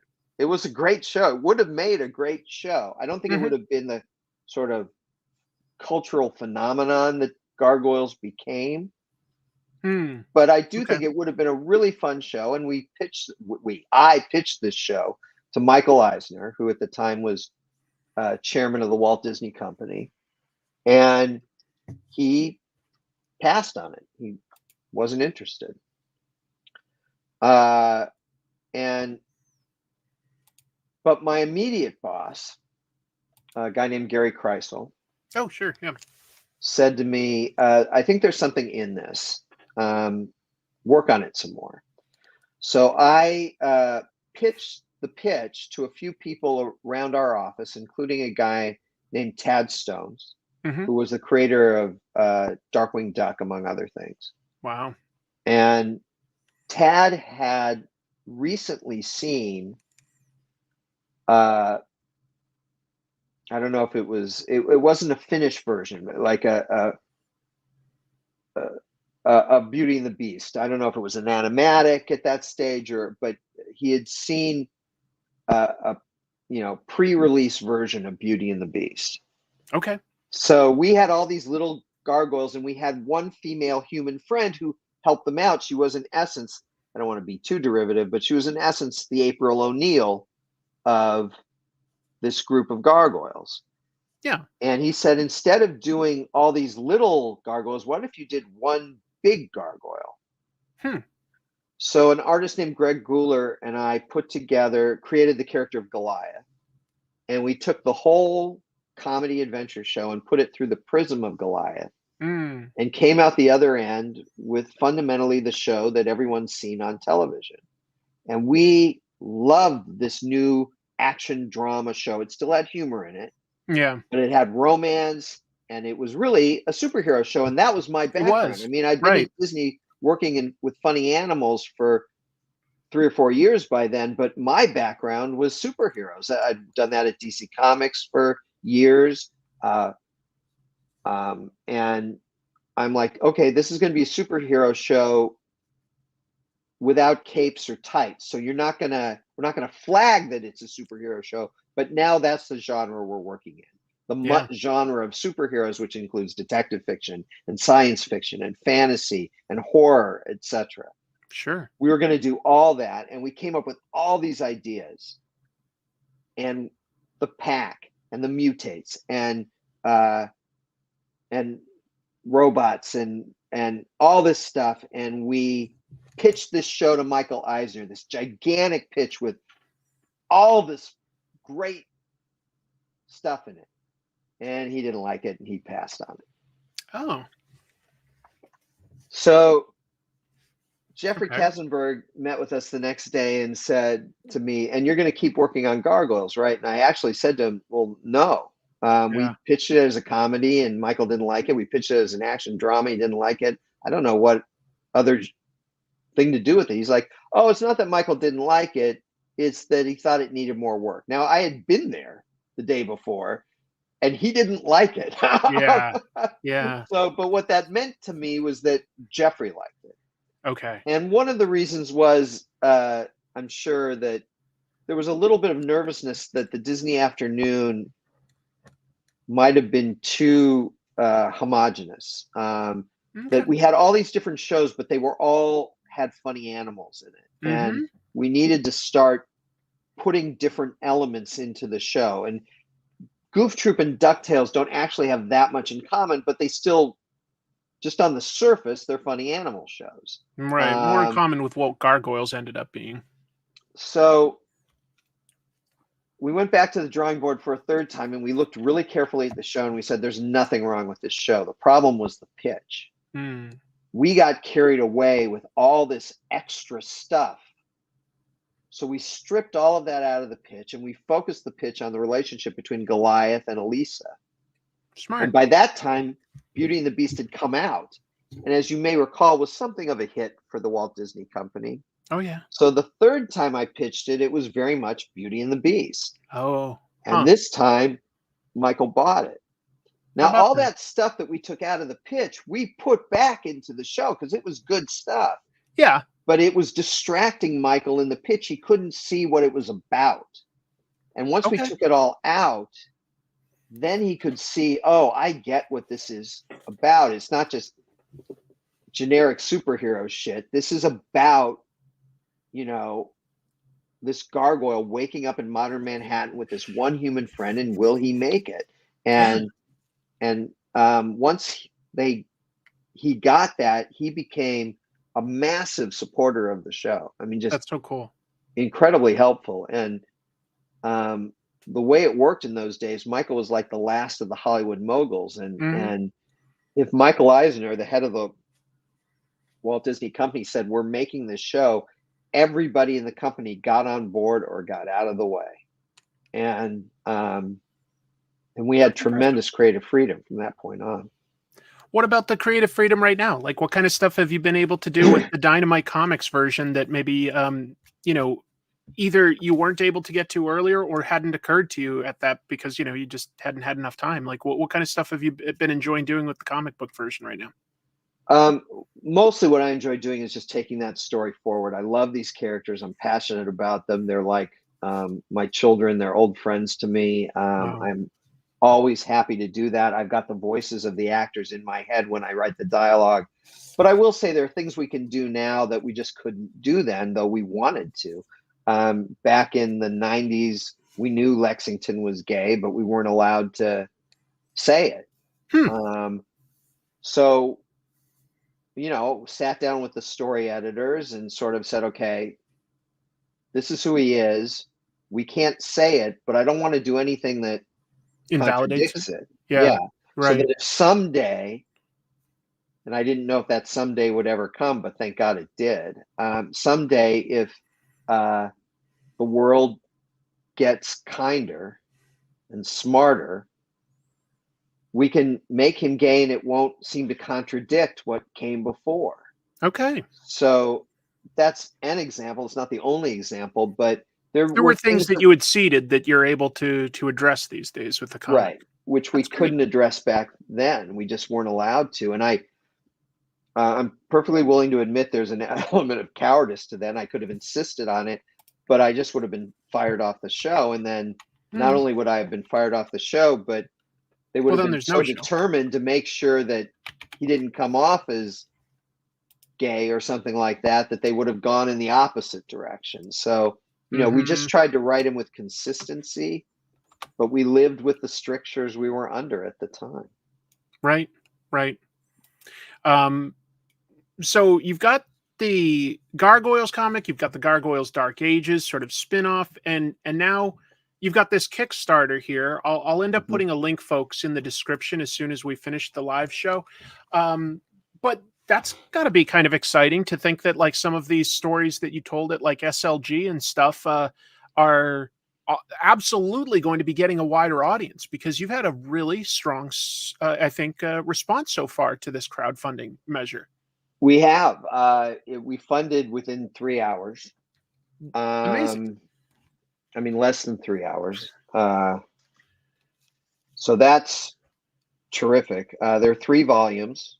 Right. The first volume is the Marvel comics that were published back when the show was on. I didn't have a ton of involvement in those, but again, I was supposed to take over the book. Yeah.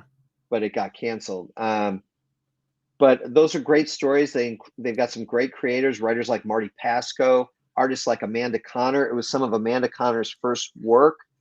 Very solid work. I met her at a convention recently, and she thanked me for Gargoyles because she said that became my breakout. That's how I became known to people. And of course, Amanda's work is fantastic. Jimmy Palmiotti worked on that. And other great creators. So, and then the second volume is the SLG Gargoyles 12 issues, called a 12-issue arc called Clan Building that I wrote. It's canon with the first 2 seasons of the Gargoyles series. Right. And then the third volume is Gargoyles Bad Guys, which is a spin-off comic that is likewise canon with the TV series and with the other SLG comics and with the Dynamite stuff that I'm writing now.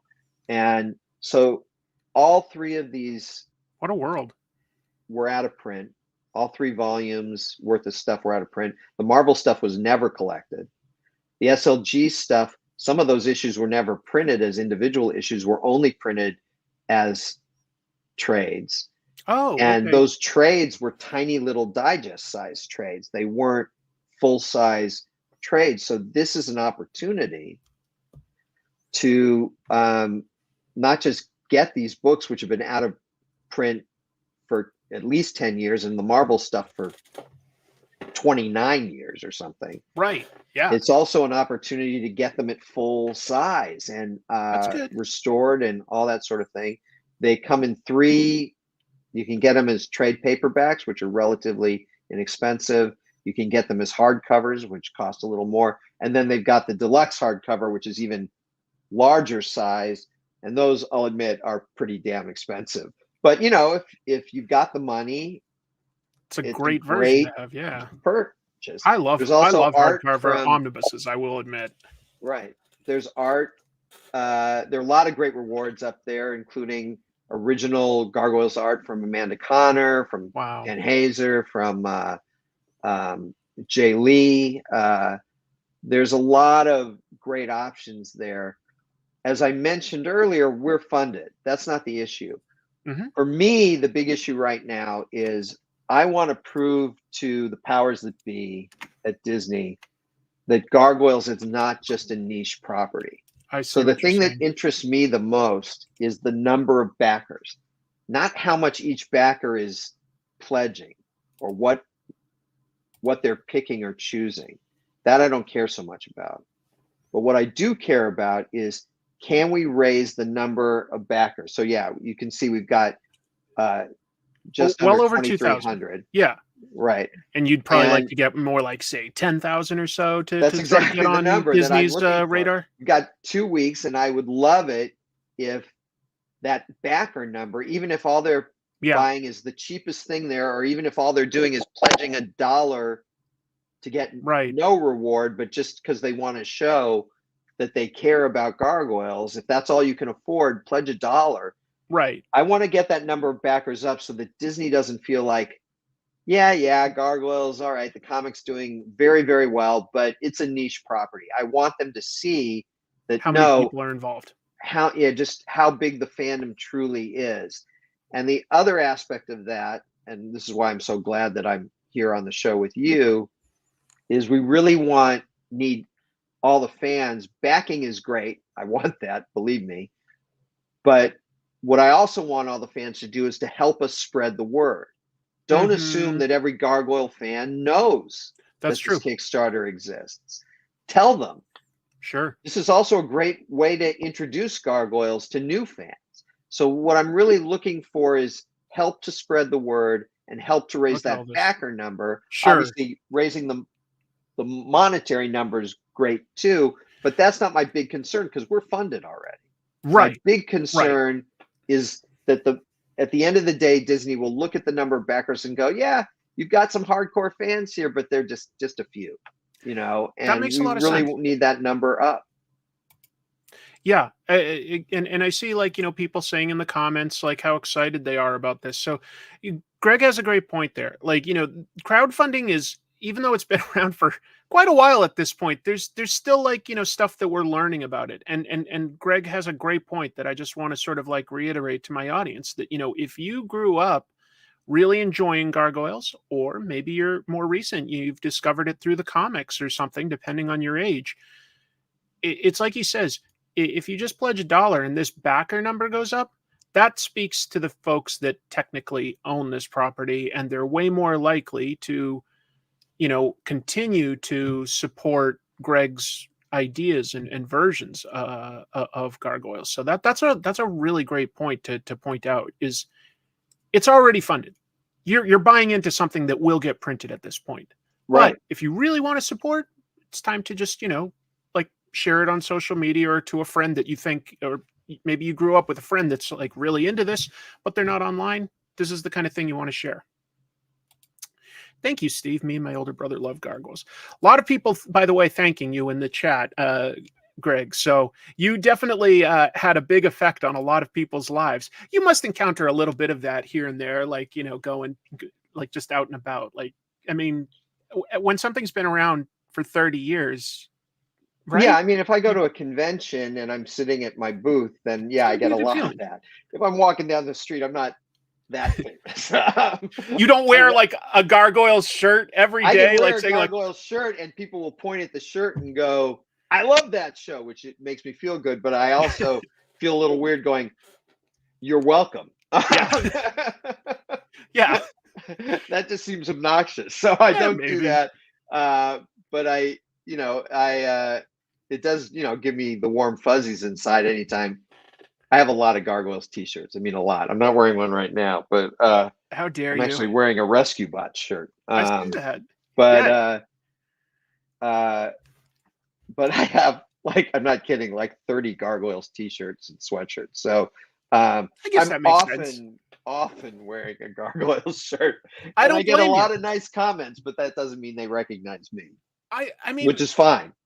This is just a fascinating thing to think about, something that started, well, technically started more than 30 years ago in terms of the creation and conception, but that has been in the public for 30 years and still has cultural cachet and stuff, and that people are still super engaged, really speaks to there was something very strong about this idea that speaks to people. And I think it's fantastic that you're able to still make these comics. It's my favorite medium. I love comics. That's my favorite thing. That's where I started. Exactly. And that's why I wanted to talk about it tonight. Look at that. Nick saying that you're not just one of the most talented creators you've worked with, but also one of the nicest. He has to say that. Maybe he does, but I'm getting that vibe too, and I appreciate you taking some time out of your busy schedule. I mean, thank you for talking to us about this. And by the way, I'm pretty excited to see Spider-Man. I know that, like, we're mostly here to talk about Gargoyles, but folks, Greg is also going to be writing a Miles Morales Peter Parker comic coming up. Very, like, what, 1 month, 2 months, like March? March. It comes out in March, and I'm very excited for people to see it. The artist is Humberto Ramos, and whatever you think of my writing, the book is worth buying just for Humberto's art. It is got a lot of history with Spider-Man. Stunning. Talk about great. We were talking about, each page has to tell a story. Humberto, I mean, he sends me, not just me, but Nick Lowe, the editor, and Victor and Edgar, the inker and colorist, and Caden, everyone on the team. Humberto sends about a page a day, and each page is like this virtuoso little mini story. It is so incredible. So I can't wait for people to see this book, because I think it's so much fun. I can't wait. I think that there's something like where people are starting to understand Miles's personality a lot better now that he's been established, and they seem to love the idea of Peter as a mentor and Miles as, like, this young professional. I mean, we've seen them now in the video games and the movies, and now we finally get like an ongoing comic book story to really understand how these personalities work together. I'm excited about it. Yeah, I think that I mean, one of the things we're doing in the book is Peter has been mentoring Miles, I don't know, for 20 years now. I know, like, and it's a comic book time. Right, comic book time, but it's a natural way for that relationship to begin. Yeah. But one of my goals, one of the things I discussed with Nick right out of the gate, is I want to evolve them past that. I've had many great mentors.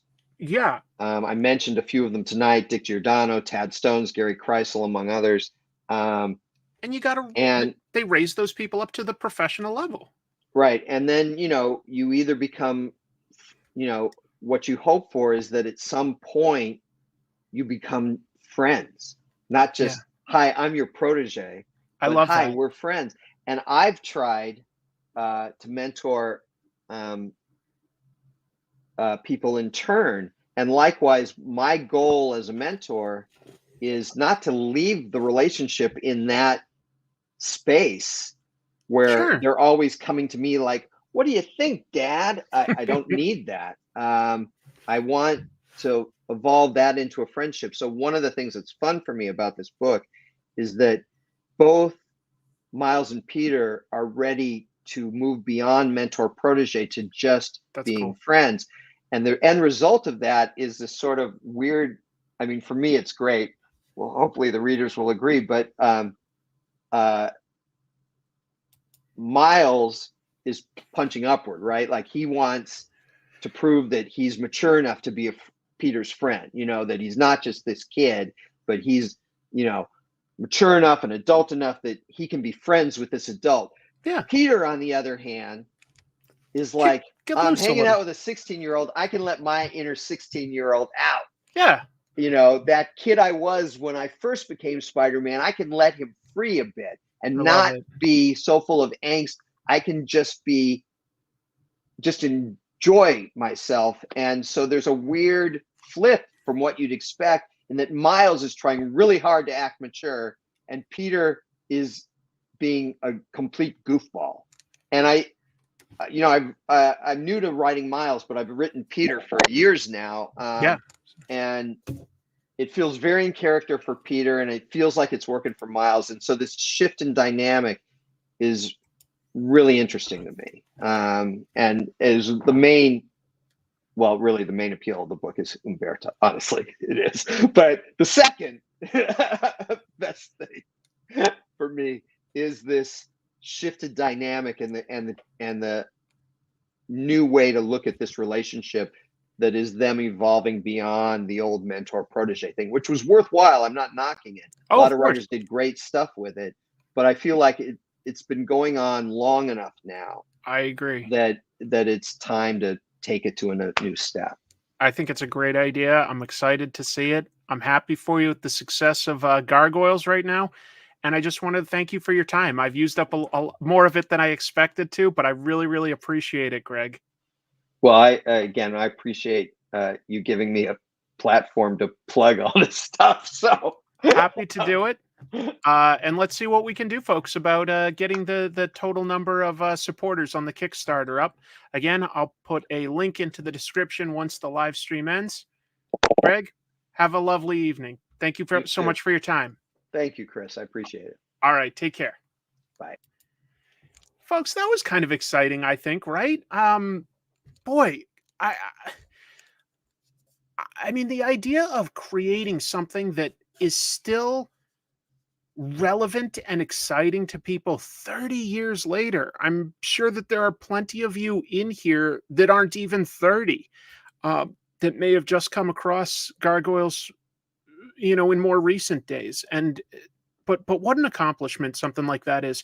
And Greg is, yeah, like he said, he's written Spider-Man before. He did the Spectacular Spider-Man cartoon. We didn't even talk about something like Young Justice. There's a lot of comic book stuff we could talk to him about, but I really just was excited to get to hear his early years at DC in 1984. Just an amazing time. I do want to talk about a few comics that came out this week for reviews, but I also want to do this one fun thing I saw that's comic book related. Take a look at this. Tripwire is a genre magazine in England, and every year they make a power list that primarily focuses on people in the sort of comics industry. So I thought I'd just real quickly look at this. Let me see if I can make this bigger though, because that's not very big. Oh, hold on. I wonder if I can make that look bigger for us all. Not really. Oh, darn. These aren't clickable images. I was really hoping to take a closer look at this with all of you. But if I can't really blow it up, that's not going to really help us. I'll just mention a few of the names that maybe you guys will know. We've got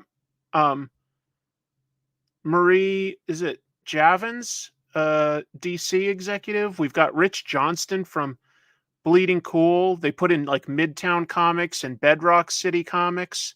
I wonder if they put in Third Eye Comics. I am definitely not on this list, but you know who would be on this list? I tried zooming in Black Spider. Since it's just an image, all it did was blow up like this and some of the text. It didn't blow up the image any more than this. We've got James Gunn. That makes some sense. Jimmy Palmiotti and Amanda Connor. We were just talking about them briefly as people that worked on that original Gargoyles comic, but they're still doing amazing stuff, especially in terms of crowdfunding. They're doing some amazing crowdfunding stuff. Got a couple people from Mad Cave represented there. Kirkman. Steve Geppi's still in there. I mean, Diamond does still have some power in the industry. That makes sense. Look at this. Number 20, Nick Barucci, president of Dynamite. Don't know if you're still in here, Nick, but that's kind of nice to get recognized like that, I think. Number 20 sure ain't too bad. Who else do we have? We've got Mike Richardson from Dark Horse. Scott Snyder. Zoop is coming in. Eric Stevenson at Image. I'm trying to see if there's anything that doesn't make sense to me. Global Comics, yeah, they're up and coming. I don't know if I'd have put them at number 10 for this year. Oh, no, I mean, that's nice to be recognized like that. And I think that, just to be clear, Nick and I had talked, actually, and I congratulated him on this, and he says, look, he's like, Nick is humble, okay? But I think he's come around to realizing that this is sort of calling out the whole team at Dynamite. But Nick's the guy that put that team together. Towards the top, though, they start listing a bunch of people that are just sort of in movies. Look, like Greta Gerwig and Christopher Nolan. No doubt that Barbie and Oppenheimer had a lot of cachet, but it is kind of funny how many comic book people are in here, like Neil Gaiman here and Todd McFarlane at number 4. And then all of a sudden it just sort of switches over to some movie makers. But I guess I can't really blow that up, so I'm going to just sort of let that go and move over to reviewing some comics. Finished Dream Scenario, Chris, top 5 Nick Cage movies. Is Dream Scenario that new movie where everybody dreams about his, like, the character that he plays? Like, he just shows up in everybody's dreams across the world? That looked like an interesting movie, kind of one of those Charlie Kaufman-esque movies. Let me swap some cables out here, and what I'm going to do is switch over and do some comic book reviews. This one, I was just charging the camera so that I was sure that it would be something I could turn on. I saw a movie this past week that I actually already seen, but I saw it in a different version. I saw the Godzilla -1. I saw that in its black and white version, which was actually quite pleasant. It was really, really interesting. That is a fantastic film, by the way. That is just Godzilla -1. Beyond, yes, good Godzilla movie. It is just a good movie. I love the characters in that movie. Love them. It was fascinating. All right. So I'm turning on an extra camera, and then I'll pull up just a few of these comics that came out, because there were a couple interesting ones that are worth discussing this week. I'm going to zoom in just a little, add this to the stage, shift it over like that.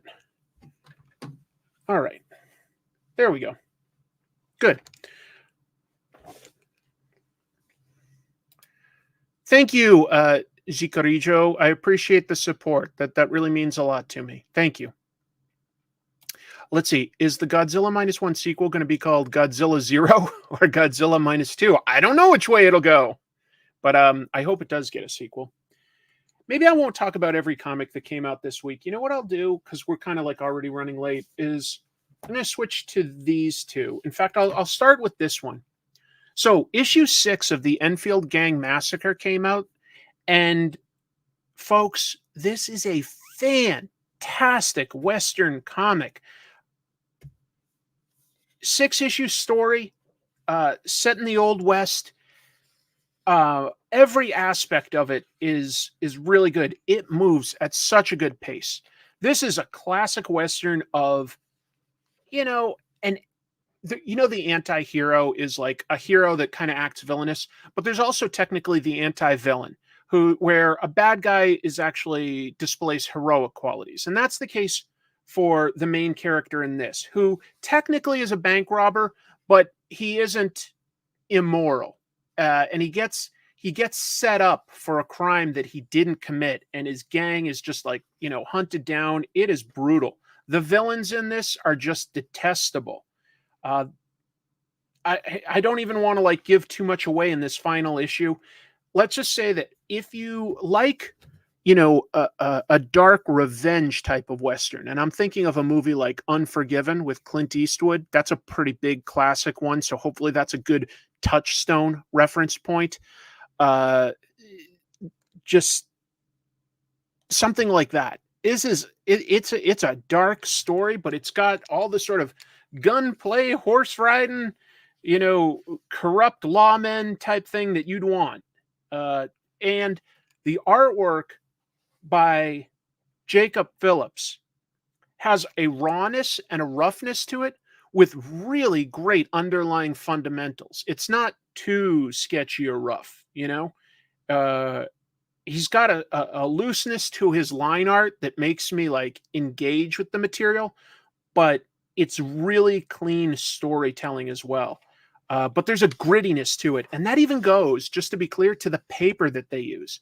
Even the paper is it's not the typical smooth, glossy paper. This is closer to the paper that we had, in the 80s and stuff in comics. It's a little thicker. It's a little nicer, but it's yellowed and there's a tooth to it. And it gives it all some real texture.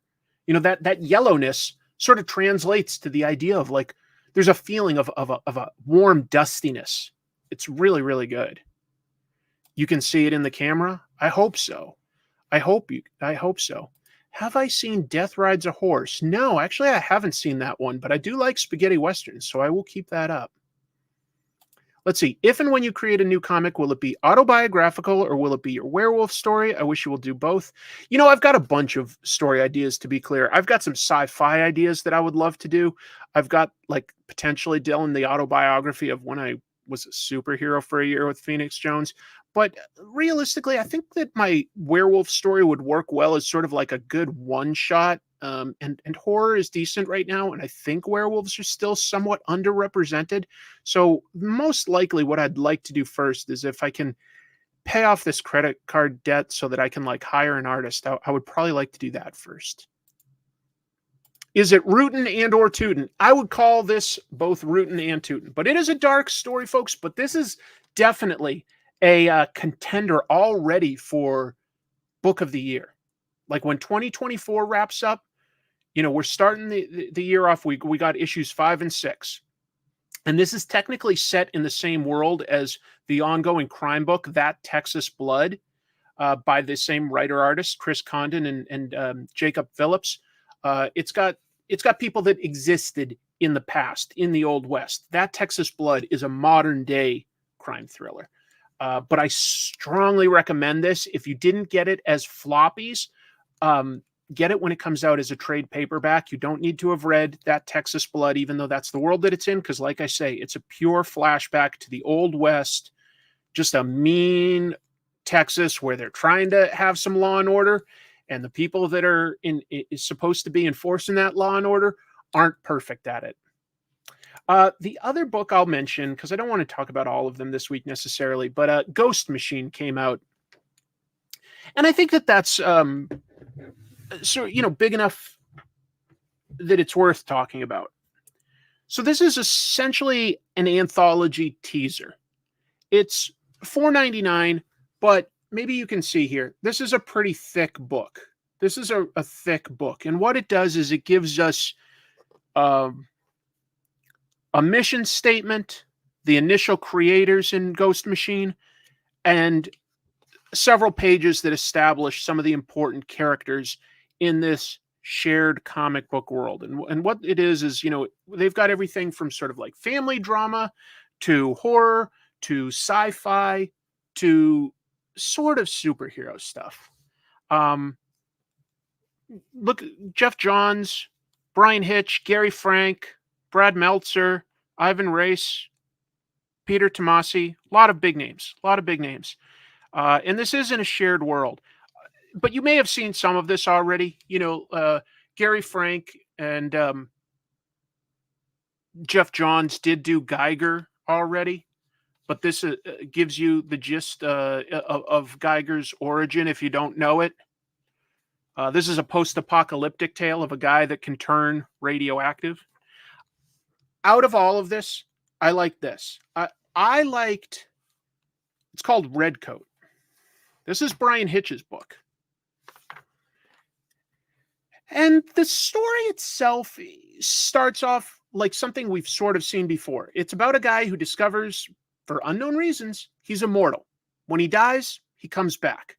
And he served as basically a mercenary. He's a British guy that was in the Redcoats during the American Revolutionary War.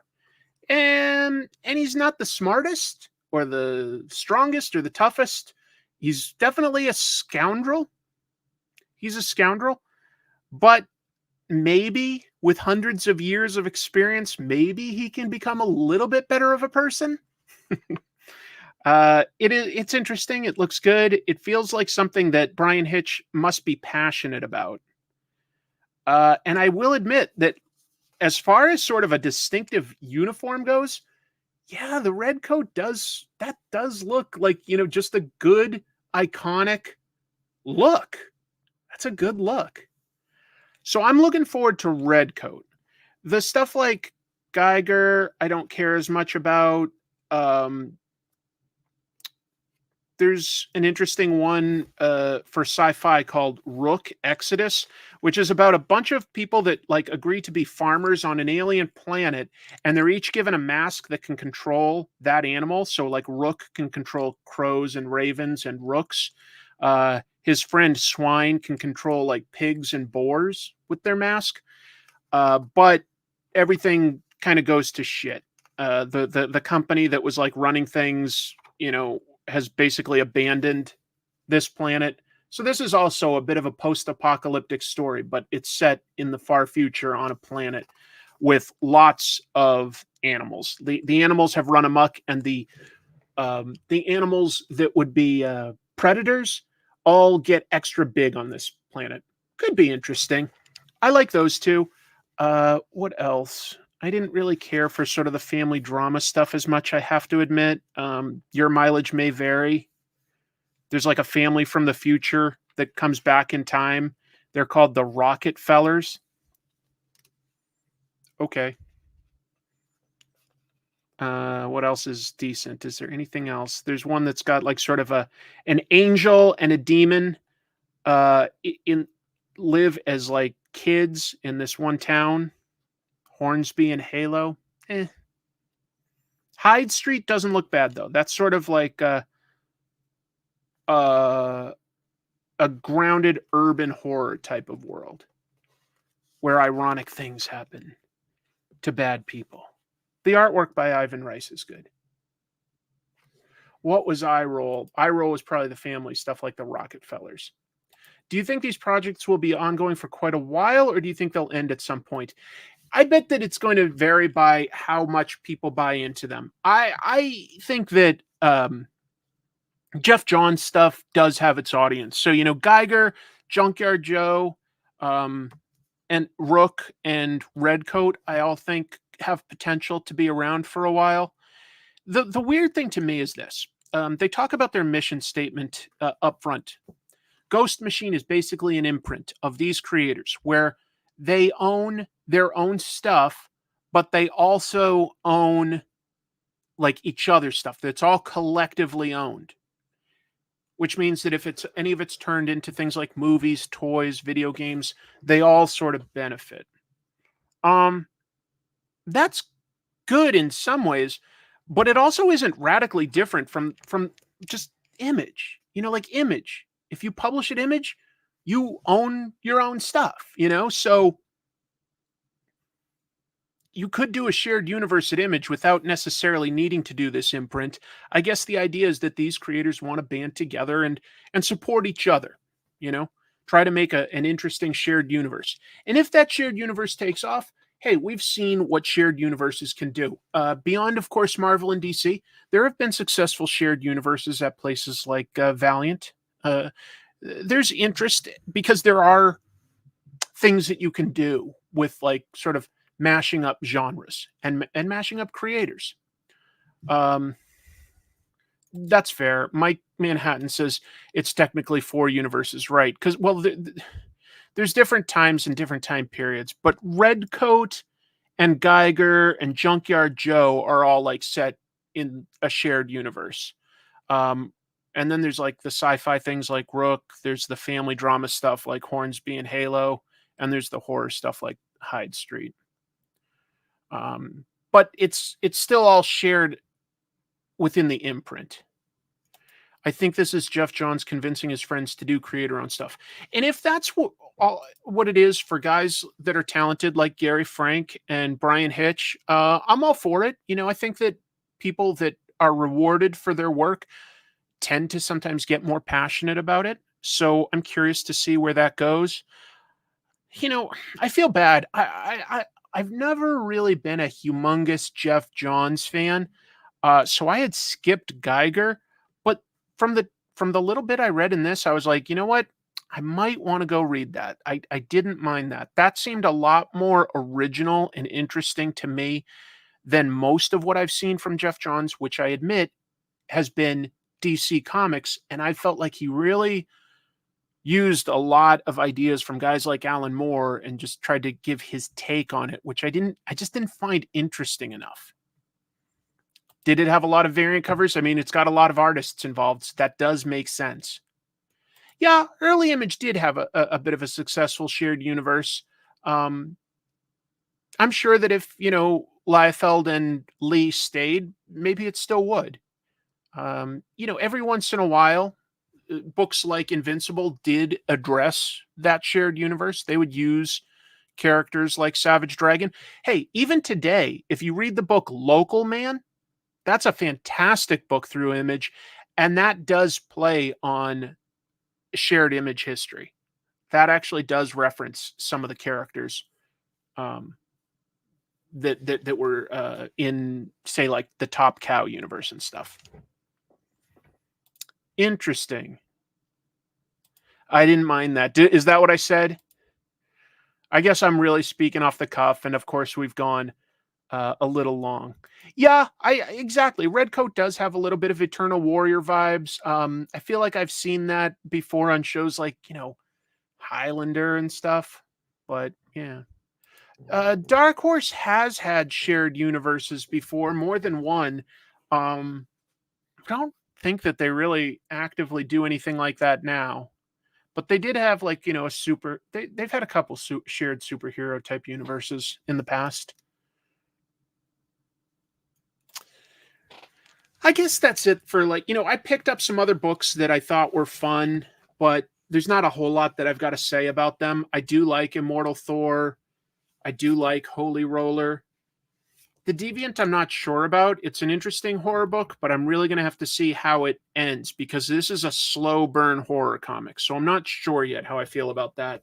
Superior Spider-Man, I think, is, as far as just, traditional spandex stuff goes, this is a pretty fun one where Peter Parker and Dr. Octopus almost sort of start to form, ironically, a bit of a friendship together, because they've got a shared goal and they start to seem to respect each other. But it takes an interesting twist at the end, which I like. Was there anything else? I'm not going to do a quiz or anything. Some people said that was a little boring and they tuned out. That's totally fine. I'll do quizzes on my own time to challenge my own brain. I'd love to get back to drawing, but yeah, we've got some pretty packed shows lately. We'll have guests for the next 2 episodes. And I'm trying to keep that to like 30 minutes, but what can I say? When I get talking to somebody that's got an interesting career, there's always stuff to talk about. It's so easy for me to talk for an hour with any artist or writer or anything like that about their comic book history and their opinions on storytelling and stuff, and without even getting into, like, minutia and trivia about what they create. You can tell that Greg Weisman is a storyteller, can't you? Like, that story he shared with all of us about applying for and joining DC Comics. I mean, what a story. Oh, that's so kind of you. Thank you, Michael. I appreciate the support. That means a lot to me. It really does. I did not see the trailer. That's interesting. Yes, I'm looking forward to that. Moon Man issue 1 by Kid Cudi, Kyle Higgins. I feel bad I forget the name of the artist, but we'll talk about that next week. I think Kid Cudi's a really amazing talent, because I first listened to his music and I'm like, yeah, this guy's good. And then he showed up as the host, the musical host on Comedy Bang Bang for a season, and he was really funny. I saw him start showing up as an actor in movies like X, and he was really good, like really convincing, like disappeared into his role. I didn't just think, oh, this is a musician playing a role. Like, no, he's a good actor. He's a good musician. Now he's making a comic book. Yeah. When in my family, the day that we launched a shuttle to the moon, a huge day for Americans. Apparently my dad came downstairs saying to my mom, Moon Man. And so my family still makes that joke.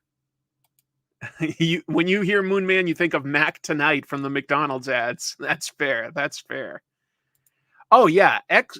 In fact, I think Pearl, the prequel, might have even been better than X. But those are both really good movies. I can't wait to see the sequel, and so that it becomes a trilogy. Yeah. Do I wear a wrist brace to avoid carpal tunneling?